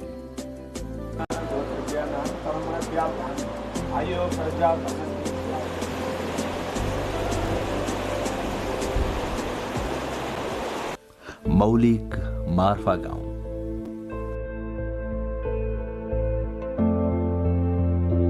संसारलाई लोभ्याउने कलात्मक पहाडहरू।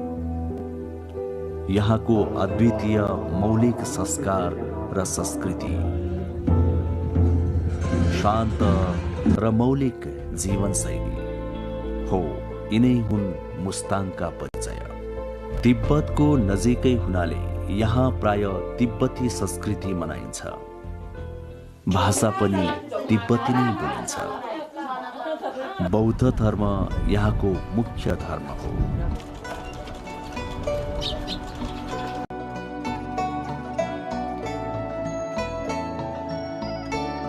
लोमान्थाङ उपत्यका यहाँको सदरमुकाम र सबैभन्दा ठूलो बस्ती भएको ठाउँ हो, जुन एउटा पर्खालले घेरिएको छ। यहाँ केही समय अघिसम्म मुस्ताङी राजाको आफ्नै शासन, नियम र कानुन चल्थे। हाल त्यो शासन नभए पनि यहाँका राजा र राज संस्थालाई मुस्ताङीहरू निकै श्रद्धा गर्छन्।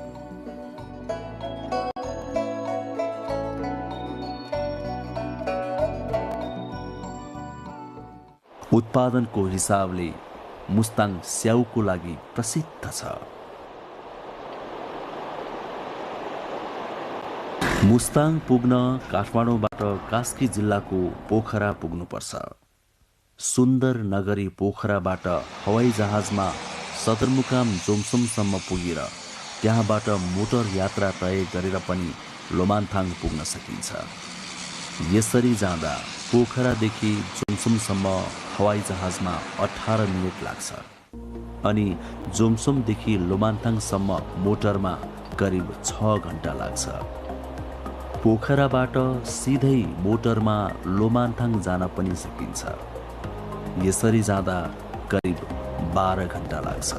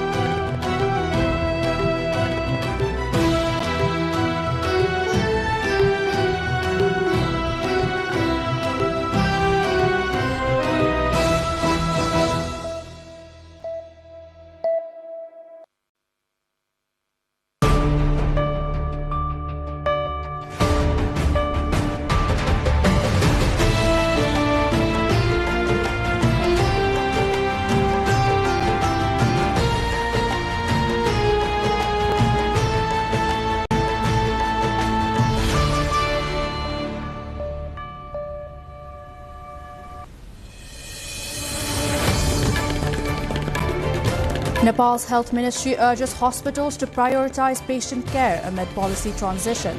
Nepal Medical Association warns of workload and staffing strain. Nepal's cabinet assets made public 17 days after government formation. PM Balendra Shah ministers disclose property, savings and digital income. Nepal Railway Company runs into deepening financial loss. Income remains far below expenditure. Nepal's construction sector declares emergency. Entrepreneurs demand adjustment as projects stall nationwide. US and Iran failed to reach a deal after talks in Pakistan. Vance says Iran chose not to accept US terms. And Erika Gurung wins silver in Karate 1 Premier League. Loses final 2-1 to Kazakhstan's Sofia Berutseva.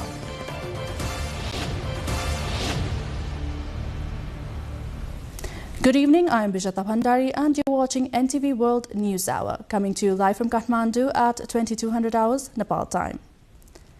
Now the news in detail. Ministry of Health and Population has urged hospitals across Nepal to continue providing services in the best interest of patients while new procedures are being prepared. In a press statement, a joint spokesperson, Dr. Samir Kumar Adhikari, said efforts are underway to develop a systematic, balanced and sustainable framework for the healthcare delivery. The ministry has urged hospitals and health workers to manage services based on available manpower and workload, ensuring patient care is not disrupted. It also emphasized that maintaining continuous hospital services while safeguarding the right to rest for health workers remains a key government priority.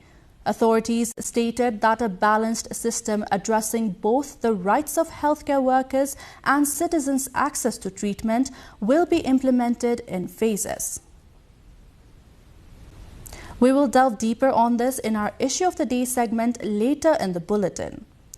The Office of the Prime Minister and the Council of Ministers has made public the assets of the Prime Minister and the members of the Cabinet 17 days after the formation of the new government in Nepal. According to the disclosure, Prime Minister Balendra Shah owns property in Kathmandu as well as land in Dhanusha and Mahottari districts, along with bank savings and gold assets held in his family's name. He also reported earnings from digital platforms such as Facebook, YouTube and TikTok, even listing his social media following under other assets. Among other ministers, Finance Minister Swarnim Wagle declared multiple properties and significant bank savings, while Home Minister Sudan Gurung listed gold and silver holdings. Foreign Minister Shishir Khanal and Energy Minister Biraj Bhakta Shrestha also disclosed land, housing, cash, gold and share investments as part of the government's transparency requirement. The Nepal Railway Company Limited has been facing continuous financial losses as its expenses remain nearly 3 times higher than its income over the past 5 years. According to official data from fiscal years 2010-11 to 2023-24, the company earned around 192.1 million rupees while spending 673.7 million rupees, resulting in a total loss of about 481.1 million rupees. In the last fiscal year alone, the company earned rupees 85 million but spent 262.7 million rupees, showing a widening gap between income and expenditure. The country's only railway service operates along the route from Jayanagar to Janakpur Dham and Bijalpura, running 3 trips daily for passenger transport. Stakeholders have stressed the need to expand freight services alongside passenger operations to improve sustainability and move the railway toward financial self-reliance. A supply shock linked to tensions in the Middle East has triggered a shortage of key construction materials, including bitumen, slowing progress on major highway projects across Nepal. Work on the Arniko highway section between Surya Binayak and Dhulikhel has reached only about 67% completion after 3 years. Construction has also been affected on the Nagtunga-Mugling Road, a key gateway to the capital where progress stands at around 50% amid material shortages, regulatory restrictions and logistical hurdles.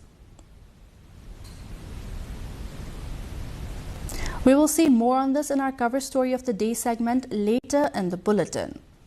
Meanwhile, the United States and Iran have failed to reach a deal after high-stakes talks in the Pakistan capital. The high-stakes talk in Islamabad ended after 21 hours, with Vance in constant communication with U.S. President Donald Trump and others in the administration. Iran's delegation leader Mohammad Bagher Ghalibaf says the U.S. failed to gain Tehran's trust, adding that Iran raised forward-looking initiatives, but the talks ultimately failed to reach a deal. Iranian Ministry of Foreign Affairs said on Sunday that no one had expected the talks with the U.S. to reach an agreement in a single session. Meanwhile, Israel and Lebanon are set to hold their own talks in Washington next week. In the meantime, U.S. Vice President J.D. Vance says that talks with Iran failed to reach an agreement, adding he was leaving after putting forward a final and best offer. We leave here, and we leave here with a very simple proposal, a method of understanding that is our final and best offer. We'll see if the Iranians accept it. Nepal's Erika Gurung was defeated by Kazakhstan's Sofia Berutseva in the final of the Karate 1 Premier League held in China. In the title bout for the gold medal, Erika lost 2-1 to Sofia, settling for the silver medal. The 21-year-old had reached the final after defeating Italy's Clio Ferracuti 8-3 in the semi-final. Erika had also lost to Sofia in the final of the Karate 1 Premier League held in Turkey before this. In the quarter-final, she had secured a dominant 8-0 victory over Slovenia's Zala Maria Zibret. Nepal's recent two-day weekend policy has sparked a dispute in the health sector after the government directed hospitals to keep OPD services open on Sundays, despite many facilities opting to close. While the Nepal Medical Association opposes the move, the government is pledging for a balanced, systematic and sustainable ways for operating the healthcare sector. We will look more into this after this short break.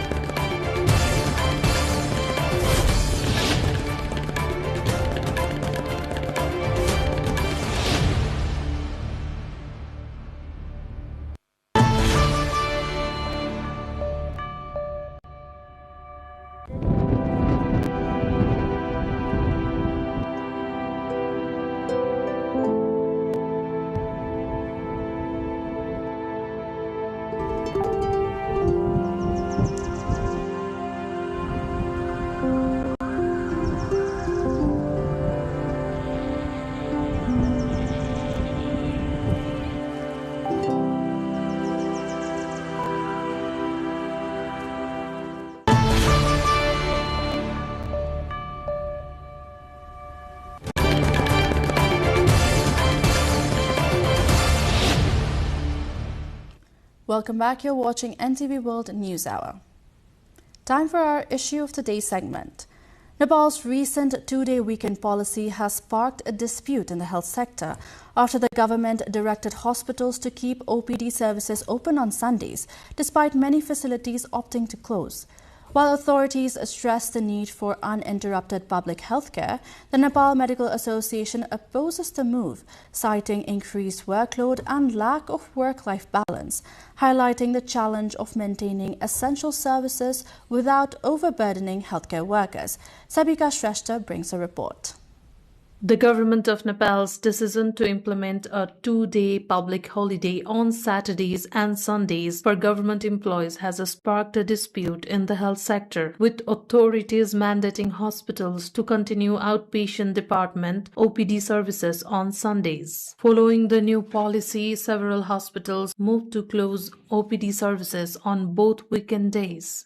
However, the Ministry of Health and Population directed health institutions to keep OPD services open on Sundays to ensure uninterrupted healthcare access for the public. The move, however, has drawn mixed reactions from the public. Some have supported the government's decision, while a large number of patients argued that hospitals must remain open at all times as it falls under the essential services. अब सरकारले गरेको निर्णय अनुसार हस्पिटलले OPD बन्द गर्नको लागि त घर मात्रै भनेर भएन नि त मेन पावर चाहियो शिफ्टमा मिलाएर ड्युटी गर्ने भनेको छ तर शिफ्ट मिलाउनलाई त अर्को दिन फेरि यही हेम्पर पर्छ त्यसको लागि त पहिला मेन पावर हुनु पर्यो शिफ्टमा बस्नको लागि पनि नभए त त्यो त भएन नि त सबैलाई समान हुनु पर्यो हस्पिटलका सीमितताका बावजुद पनि हिजो पनि खोल्न सकेकै हो आइतबार र आज पनि खोल्न सकिन्छ खोल्नै चाह्यो भने खोल्न सकिन्छ अब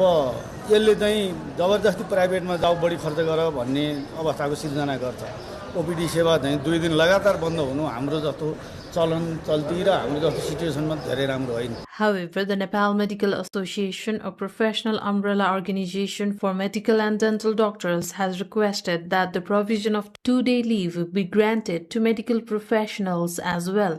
General Secretary of NMA Dr. Sanjeev Tiwari said that emergency services have never been disrupted even during the weekends. Nepal सरकारले राजपत्रमै छापेर शनिबार र आइतबार बिदा दिएकोमा नेपाल चिकित्सक संघले यसको स्वागत गरेको छ र स्वास्थ्य तथा जनसंख्या मन्त्रालयले के फेरि निकाल्यो भने हजुरको बन्द नगर्न अनुरोध गर्यो र जनशक्ति पर्याप्त जनशक्ति मिलाएर चाहिँ अर्को दिन बिदा दिनु अथवा सट्टा बिदा दिनु भने यो कुनै हालतमा हुँदैन. हजुरको 48 सालबाट दरबन्दी नै थप्या छैन हैन. त्यही भएर कारणले यति नै जनशक्तिले चाहिँ यो नेपाल सरकार स्वास्थ्य तथा जनसंख्या मन्त्रालयले भनेको कुरा चाहिँ गर्न सकिदैन. अस्पताल कहिले नै बिदा बन्द हुँदैन. आकस्मिक सेवा 24/7 खुला हुन्छ. The association has also pointed out inconsistencies, noting that while other sectors enjoy public holidays, healthcare workers are expected to maintain full services without adequate staffing arrangements or compensation mechanisms. The ongoing situation, meanwhile, highlights the challenge of balancing continuous public healthcare services with the well-being and capacity of medical professionals as Nepal transitions to a 2-day weekend system. Sabika Shrestha with camera person Surendra Acharya reporting for NTV World. In this context, we asked public in the premises of Bir Hospital if the OPD services should remain open on Sundays. Let's have a look at what they had to say. अस्पतालको सेवा बिमारीहरूले पाउनै पर्ने हुन्छ. अब कति टाढा कोही कहाँबाट आएका हुन्छन्. अब अस्पताल बन्द गरिदिने हो भने सेवा कहाँबाट पाउने, मान्छेले उपचार कहाँबाट पाउने, अरू भन्नु हामीले अब पाउनुपर्ने सेवा भनेको अस्पताललाई बन्द नहुनु पर्यो, खुला हुनु पर्यो, हामीले औषधि उपचार गर्न पाउनु. सन्डे पनि खोल्नुपर्छ कि खास, किनभने बिरामीहरू लास्ट चाप पार्यो भने त कहाँ जानु त नि, आइतबार बन्द गर्यो भने है. अनि त्यही भएर मलाई चाहिँ खोल्नुपर्छ जस्तो लाग्छ कि. त्यही भएर अब हाम्रो पनि माथि वार्डमा हुनुहुन्छ कि बाबा, अनि इमर्जेन्सीमा चाहिँ 3-4 जना एउटै बेडमा राखिदिए हुन्छ कि. अनि सन्डे बन्द गरिसकेपछि फेरि अरू बार फेरि यति गाह्रो हुन्छ, यहाँ लाइन लाग्नु पनि ठाउँ नै हुँदैन कि. त्यही भएर आइतबार बन्द गर्न उचित लाग्दैन मलाई चाहिँ. हस्पिटल भन्ने एउटा संवेदनशील एउटा ठाउँ हो हैन. संवेदनशील ठाउँ भएको हुनाले हस्पिटल चाहिँ आइतबार खोल्नुपर्छ, ओपीडी चाहिँ खोल्नुपर्छ. मान्छे टाढादेखि आएको हुन्छ. टिचिङ भनेको त सुदूरपश्चिमदेखि उता तपाईँ पूर्व कोशीदेखि सबै ठाउँको मान्छे आउने हो नि त. यहाँ अब ओटी हुन्छ, कसैको मान्छेसँग पैसा हुँदैन. त्यही भएर नि आइतबार चाहिँ खोल्नुपर्छ. यहाँ चाहिँ बिदा लिनु चाहिँ यो उचित होइन सरकारको. खास अब सरकारले यसरी टाढाबाट आएको इमर्जेन्सी बिरामीहरूलाई बिदा गरिसकेपछि कहाँ जाँदा बस्ने ठाउँ छैन, हाम्रो आफन्तहरू कोही छैन. बिरामी चाहिँ सधैँ भइरहन्छ, आइतबार खुले पनि हुन्छ. त्यो ड्युरेसन लङ गराउनुभन्दा सन्डे टु फ्राइडे ओपिडी खुला राख्दै पनि हुन्छ. एक दिन बन्द त ठिकै छ हो. अहिले आएर यो आइतबार पनि बन्द गर्दाखेरि बिरामीहरू धेरै मारमा परेका छन्. टाढाबाट आउनेहरू त फिर्ता जानुपर्छ नि त हो. यहाँ बसेर साध्य हुँदैन त्यो खर्च कम हुन्छ कुनै आइतबार शनिबार भन्नुहुन्न अस्पतालहरू खोल्नुपर्छ आइतबार र शनिबार बिदा दिए पनि खासै आइतबारलाई चाहिँ धेरै प्रभाव परिरहेको छ शनिबार त सधैँ पहिलेदेखि दिइरहेको भएर त्यसलाई मान्छेले खासै प्रभावको रूपमा पनि लिँदैनन् अब यो 2 दिन हुँदा त धेरै नै असर गर्छ जस्तो लाग्छ म आफै पनि आज आएको छु अब हस्पिटलमा काम भएन इमर्जेन्सी मान्छे कोही मर्नै खोजिएको छ भने अस्पताल बन्द छ त्यो मान्छेलाई कहाँ लग्ने अनि यो त इमर्जेन्सी केस हो इमर्जेन्सी बन्द गरेको छ भने हामीले औषधि उपचार गर्न कहाँ जाने त्यो गाह्रो भएन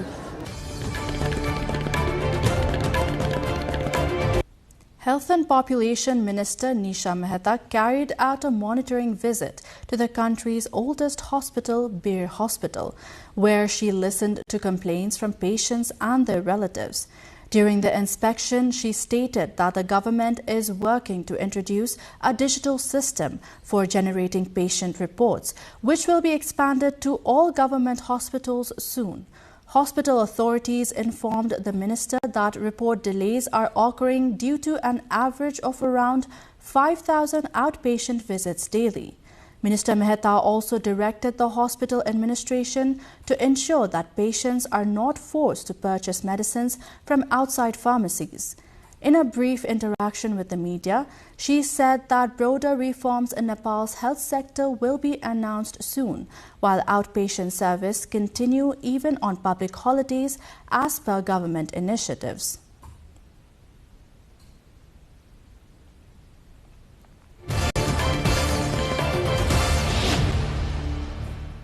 And that wraps up our issue of the day. On to our next segment. The escalating crisis in the Middle East is not only driving up oil prices globally and in Nepal, but also disrupting construction work, particularly on major roads connecting Kathmandu with other parts of the country, due to shortages of essential materials such as bitumen. We'll look deeper into this in our cover story after this break.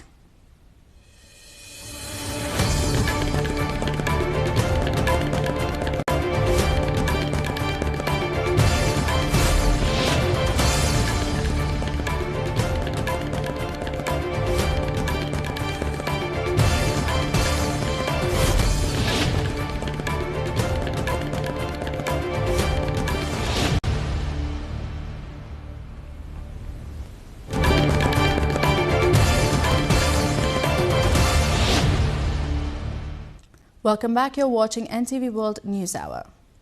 Now on to our cover story segment. A crisis in the Middle East is now impacting Nepal's major highway projects, causing shortages of key construction materials like bitumen.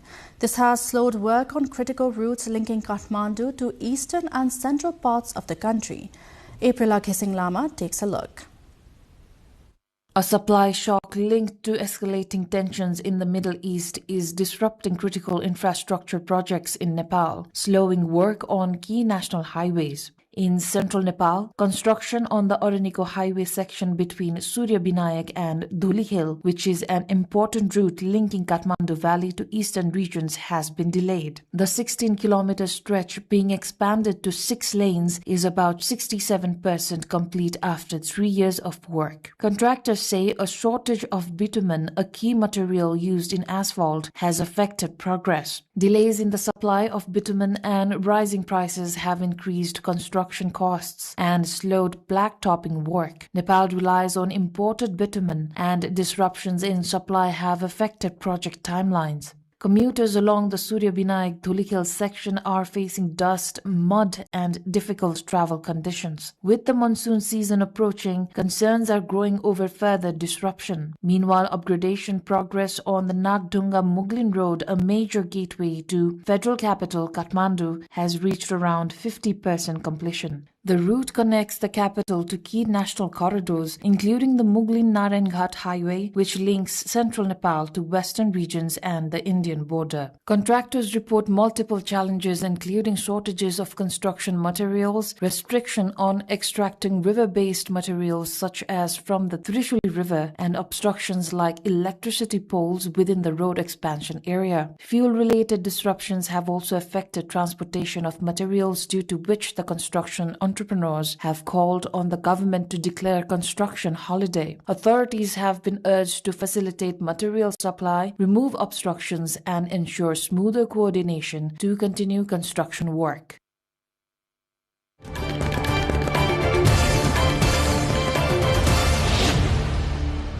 And that wraps up our cover story of the day. Now the remaining updates.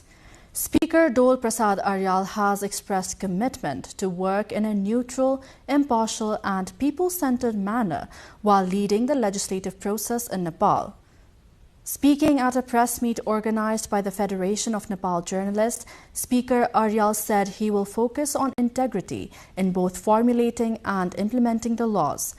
Aryal added that he will act as a facilitator in constitutional amendments and the drafting of new laws, keeping national interest at the center. भएका धेरै कानुन पुराना कानुनहरूलाई संशोधन गर्नुपर्ने छ।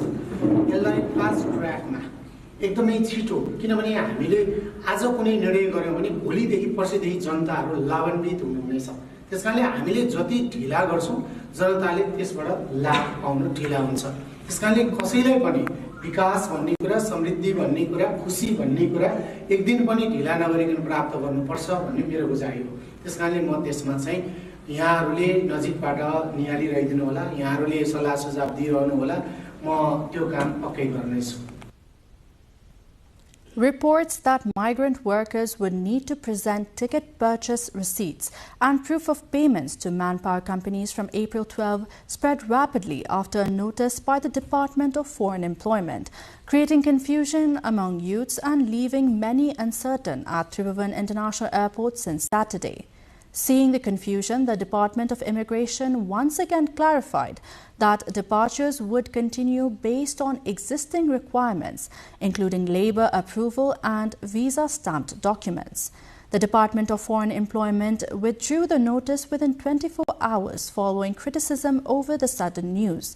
Despite the clarification, migrant workers are still seeking information at the Labour Help Desk, while officials from the Department of Foreign Employment remain unreachable. Home Minister Sudan Gurung has directed industries to comply with environmental standards and warned of legal action against violators after receiving a memorandum on pollution concerns in Nawalparasi east of Nepal. The memorandum, submitted by a team led by parliamentarian Rajan Gautam, cited untreated industrial wastewater being discharged directly into rivers. Locals say contaminated water has affected rhino health and harmed wildlife that depend on these sources. They also warned that chemical-laden discharge has polluted natural water bodies and posed a serious threat to biodiversity. Home Minister Gurung made the remarks during an on-site inspection of the affected industrial areas and also inspected the under-construction Daunne section of the Narayangarh Butwal Road. The world is observing the International Day of Human Spaceflight today, marking humanity's first step beyond Earth with Yuri Gagarin's historic 1961 mission into space. From that breakthrough to milestones like the Apollo 11 moon landing and today's push under the NASA's Artemis program, space exploration now enters a new era shaped by rapid innovation, commercial expansion, and growing global challenges. Shiksha Bhattrai takes a look. It was on April 12, 1961, that Yuri Gagarin made history, becoming the first human to travel into space. That single orbit around Earth opened the door to a new era of exploration. Just 8 years later, the Apollo 11 moon landing saw humans walk on the moon, one of the greatest achievements in history. Since then, space exploration has expanded rapidly. The International Space Station has become a symbol of international cooperation, with astronauts living and working in space for months. Space agencies including NASA, European Space Agency, Indian Space Research Organization, and China National Space Administration continue to push boundaries with missions to the Moon, Mars, and beyond. Private companies like SpaceX, led by Elon Musk, and Blue Origin have opened a new chapter, making space travel more accessible and even launching private citizens into orbit. As more satellites are launched, space is becoming increasingly crowded. Experts warn of growing space debris defunct satellites and high-speed fragments that pose risk to spacecraft and astronauts. The United Nations continue to call for responsible use and international cooperation to manage these risks. Despite these challenges, space exploration remains vital, supporting communication, disaster management, navigation, and climate monitoring. From the first human flight to a future of commercial space travel, the journey into space reflects both human ambition and responsibility, reminding us that as we reach for the stars, we must also protect the space around our planet. 2, 1, 0, and liftoff. We have liftoff of the Atlas V rocket. Meanwhile, Nepal also joined global observance of International Human Space Flight Day today. Lalitpur, a metropolitan city in Kathmandu Valley, hosted a major gathering of space enthusiasts as SpaceCon 2026, which was successfully held in Nepal. The event brought together scientists, researchers, engineers, policymakers, and students from Nepal and abroad. Organized for the 5th consecutive year, SpaceCon continued its focus on advancing discussions around space science and technology within the country. Throughout the day, participants presented research papers and innovative projects, while panel discussions and technical sessions explored key areas such as satellite development, space engineering, policy frameworks, and the commercial potential of space technologies. Representatives from institutions including the Nepal Academy of Science and Technology, India's Anand Technologies, as well as various ministries joined the event alongside students from higher secondary to postgraduate levels. Organizers said the program aimed to strengthen Nepal's space ecosystem and inspire the next generation of scientists and engineers through scientific exchange and collaboration. Meanwhile, the 27th Plant Day was being observed across Nepal today under the slogan Plants for Prosperity, with various programs highlighting biodiversity conservation and green economy promotion. On the occasion, the Department of Plant Resources marked its 66th anniversary in the presence of Minister for Forest and Environment Geeta Chaudhary. The department organized activities including herbal conservation interactions, research and commercialization discussions, exhibitions, sapling plantation drives, awareness programs, and farmer orientation events across the country. Speaking at the main event in federal capital Kathmandu, Minister Chaudhary emphasized that biodiversity protection is directly linked to food security, employment, and economic development amid rising climate change impacts. Minister Chaudhary further stressed the need for scientific cultivation, processing, branding, and protection of intellectual property rights to enhance Nepal's herbal and non-wood forest product economy in the international markets. Asha Bhosle, a legendary Indian singer who became a cultural icon, has died at the age of 92. The unrivaled queen of Indian playback singing died in Mumbai, having been admitted to hospital after suffering a heart attack. Bhosle's death marks the end of an era in Indian music, with her career spanning more than 8 decades and encompassing more than 12,000 songs across multiple languages, including Nepali. Bhosle's distinctive voice breathed life into countless film songs as actors lip-synced to her unforgettable tracks. Bhosle has also sung a few Nepali songs and Nepali film-related tracks, mostly through special music projects, cross-border musical collaborations, and non-mainstream or limited film productions. Although she has sung only a limited number of Nepali songs, her contribution has left a lasting impression. Her melodies remain iconic and are still widely hummed today, reflecting the timeless appeal of her voice across generations. Meanwhile, her pervasive presence in Bollywood earned her the 1997 hit corner shop tribute Brimful of Asha, and she was also known internationally for a collaboration with British musician Boy George. As the Nepali New Year 2083 approaches, the culturally rich city of Bhaktapur is filled with the vibrant sounds of Thime Baja, traditional Newar musical instruments. An open Thime Baja competition organized on the eve of the New Year is showcasing the authenticity of Bhaktapur's cultural heritage. In a bid to preserve and promote cultural heritage, 37 Thime groups from various districts are performing rhythmic Thime beats in the eve of the New Year. Rojina Rai with local correspondent Anjay Singh Bika from Bhaktapur brings the report.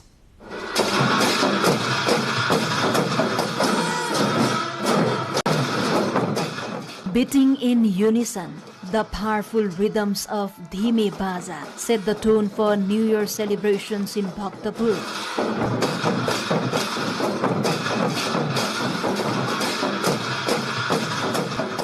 Cultural city of Kathmandu Valley. The historic Two Ponds area, Nigu Puku in Madhyapur Thime, Bhaktapur, hosted a rare cultural event on the eve of the Nepali New Year in open Thime Baja competition.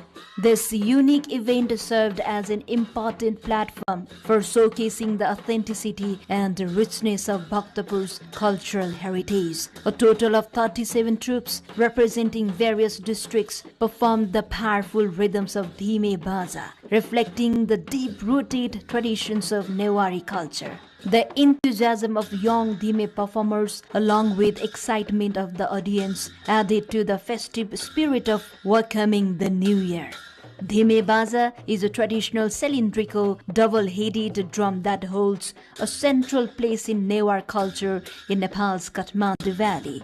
It symbolizes joy and unity during festivals and jatras. The competition was organized to promote a skill transfer and encourage younger generations to learn and carry forward this cultural legacy. Alongside the competition, an exhibition featuring local products and handicrafts representing Bhaktapur's identity was also held. The visionary efforts of Madhyapur Thime municipality are expected to boost tourism while preserving art and culture. के कार्यक्रमहरु गर्दाखेरि मध्यपुरलाई पर्यटकीय क्षेत्र र सांस्कृतिक क्षेत्रको रूपमा अगाडि बढाउन सकिन्छ बागमती प्रदेश सरकार त्यसको लागि पूर्ण रूपमा तयार छ. With the aim of preserving tradition and promoting prosperity, this competition is expected to further enhance the cultural pride and dignity of Bhaktapur. Rojina Rai with Anjay Singh from Bhaktapur reporting for NTV World.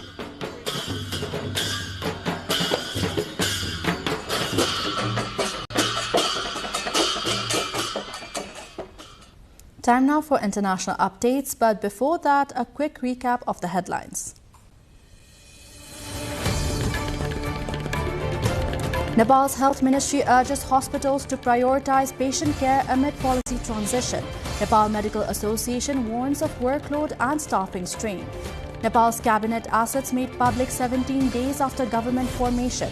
PM Balendra Shah ministers disclosed property, savings and digital income. Nepal Railway Company runs into deepening financial loss. Income remains far below expenditure. Nepal's construction sector declares emergency. Entrepreneurs demand adjustment as projects stall nationwide. US and Iran failed to reach a deal after talks in Pakistan. Vance says Iran chose not to accept US terms. And Erika Gurung wins silver in Karate 1 Premier League. Loses final 2-1 to Kazakhstan's Sofia Berutseva.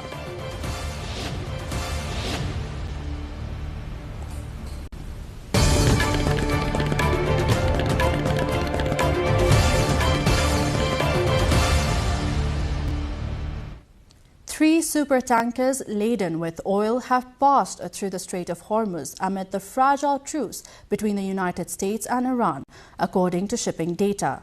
Iran's blockade of the strait, a choke point for about 20% of global oil and liquefied natural gas shipments, has disrupted global energy supplies and sent oil prices soaring since the start of the US and Israel's war on Iran at the end of February. The Liberia-flagged Very Large Crude Carrier VLCC Serifos and the China-flagged VLCCs Cospro Lake and Herong Hai exited the Hormuz Passage trial anchorage, which bypasses Iran's Larak Island on Saturday, data from the London Stock Exchange Group showed. Each vessel is capable of carrying 2 million barrels of oil. More than 500 protesters have been arrested in a major police crackdown on pro-Palestinian demonstrations in London. Police carried out a large-scale operation at a sit-in protest in Trafalgar Square in support of the banned group Palestine Action. Authorities confirmed that a total of 523 people aged between 18 and 87 were detained during the protest. Many protesters were seen carrying placards backing the group, an act considered illegal under UK law following its designation as a terrorist organization in July. Officials in the United Kingdom say supporting or belonging to the group can lead to prison sentences of up to 14 years, while reactions continue over the mass arrests.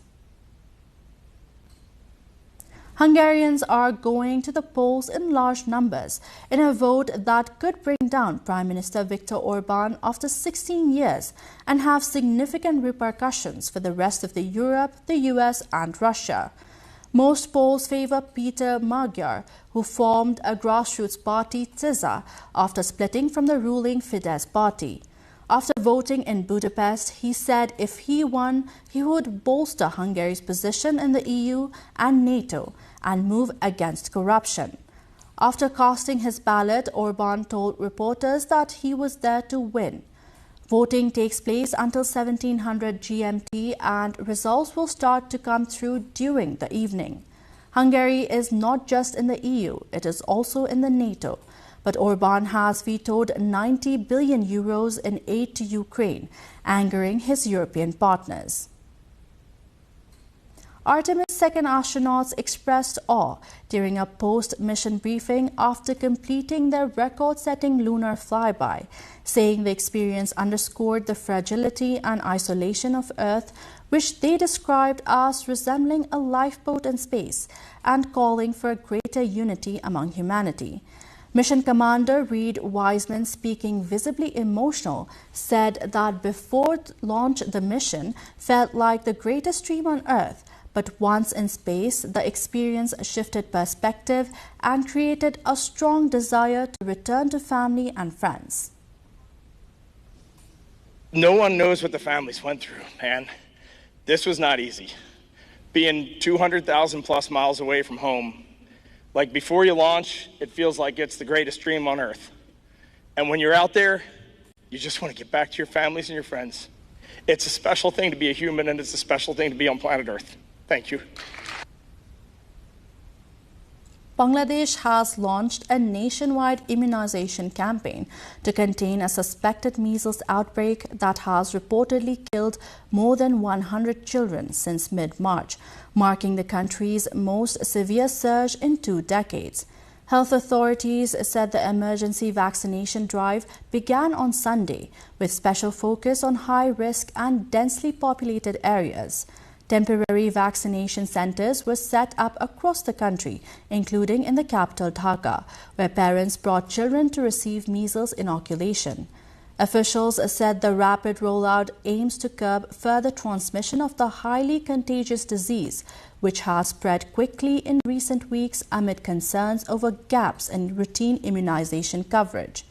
The outbreak is being described as the worst measles-related health crisis in Bangladesh in 20 years, prompting urgent intervention from national health agencies and international health partners supporting the vaccination efforts.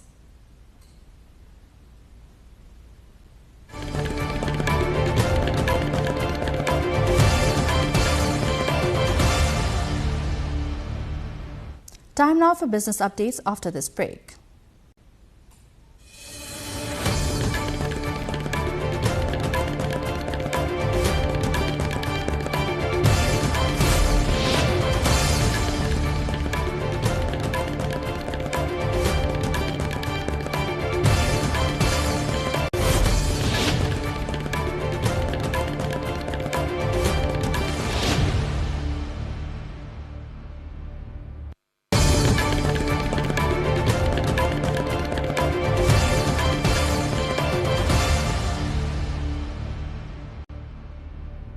Bangladesh is witnessing rising external sector pressure as its trade deficit widened significantly to $16.91 billion during the first 8 months of the 2025-26 fiscal year. According to data released by Bangladesh Bank, the deficit has increased by over $3 billion compared to the same period last year, driven by a combination of rising imports and declining export earnings. Exports declined by 2.6% year-on-year to $29.26 billion, largely due to subdued performance in the ready-made garment sector, which remains the backbone of Bangladesh's export economy. In contrast, imports rose by 5.6% to $46.17 billion, fueled by higher global prices of food, fuel, and essential commodities. It is said that the rising import bill underscores Bangladesh's heavy reliance on external markets, leaving the economy more exposed to global price fluctuations and geopolitical uncertainties.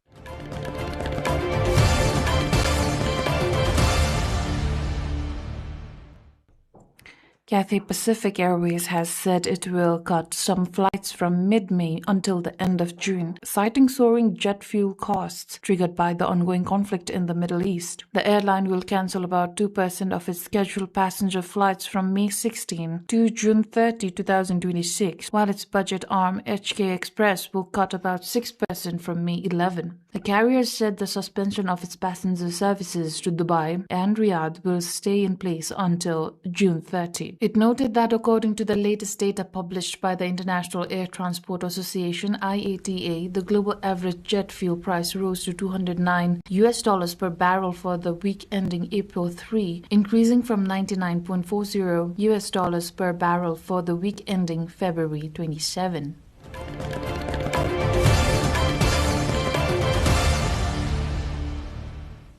Now the sports update.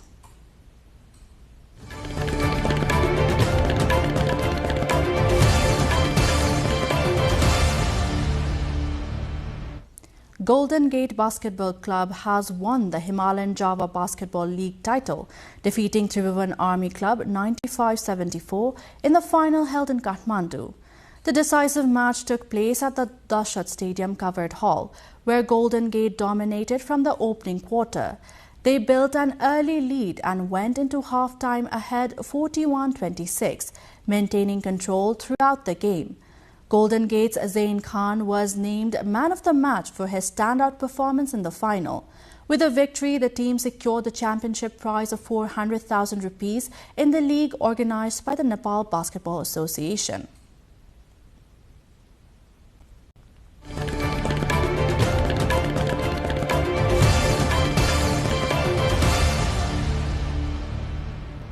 Time now from weather updates, first from Nepal, then across the world.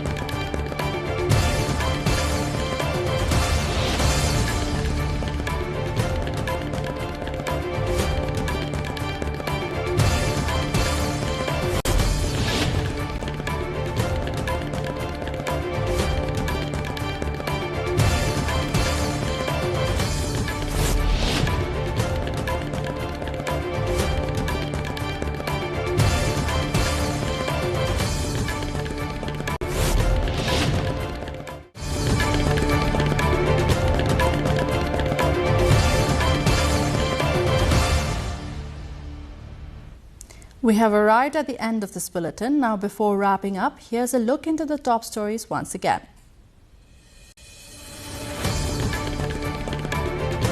Nepal's health ministry urges hospitals to prioritize patient care amid policy transition. Nepal Medical Association warns of workload and staffing strain.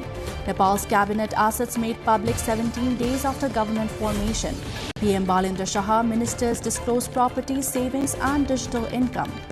Nepal Railway Company runs into deepening financial loss. Income remains far below expenditure. Nepal's construction sector declares emergency. Entrepreneurs demand adjustment as projects stall nationwide. US and Iran failed to reach a deal after talks in Pakistan. Vance says Iran chose not to accept US terms. And Erika Gurung wins silver in Karate 1 Premier League. Loses final 2-1 to Kazakhstan's Sofia Beruktseva.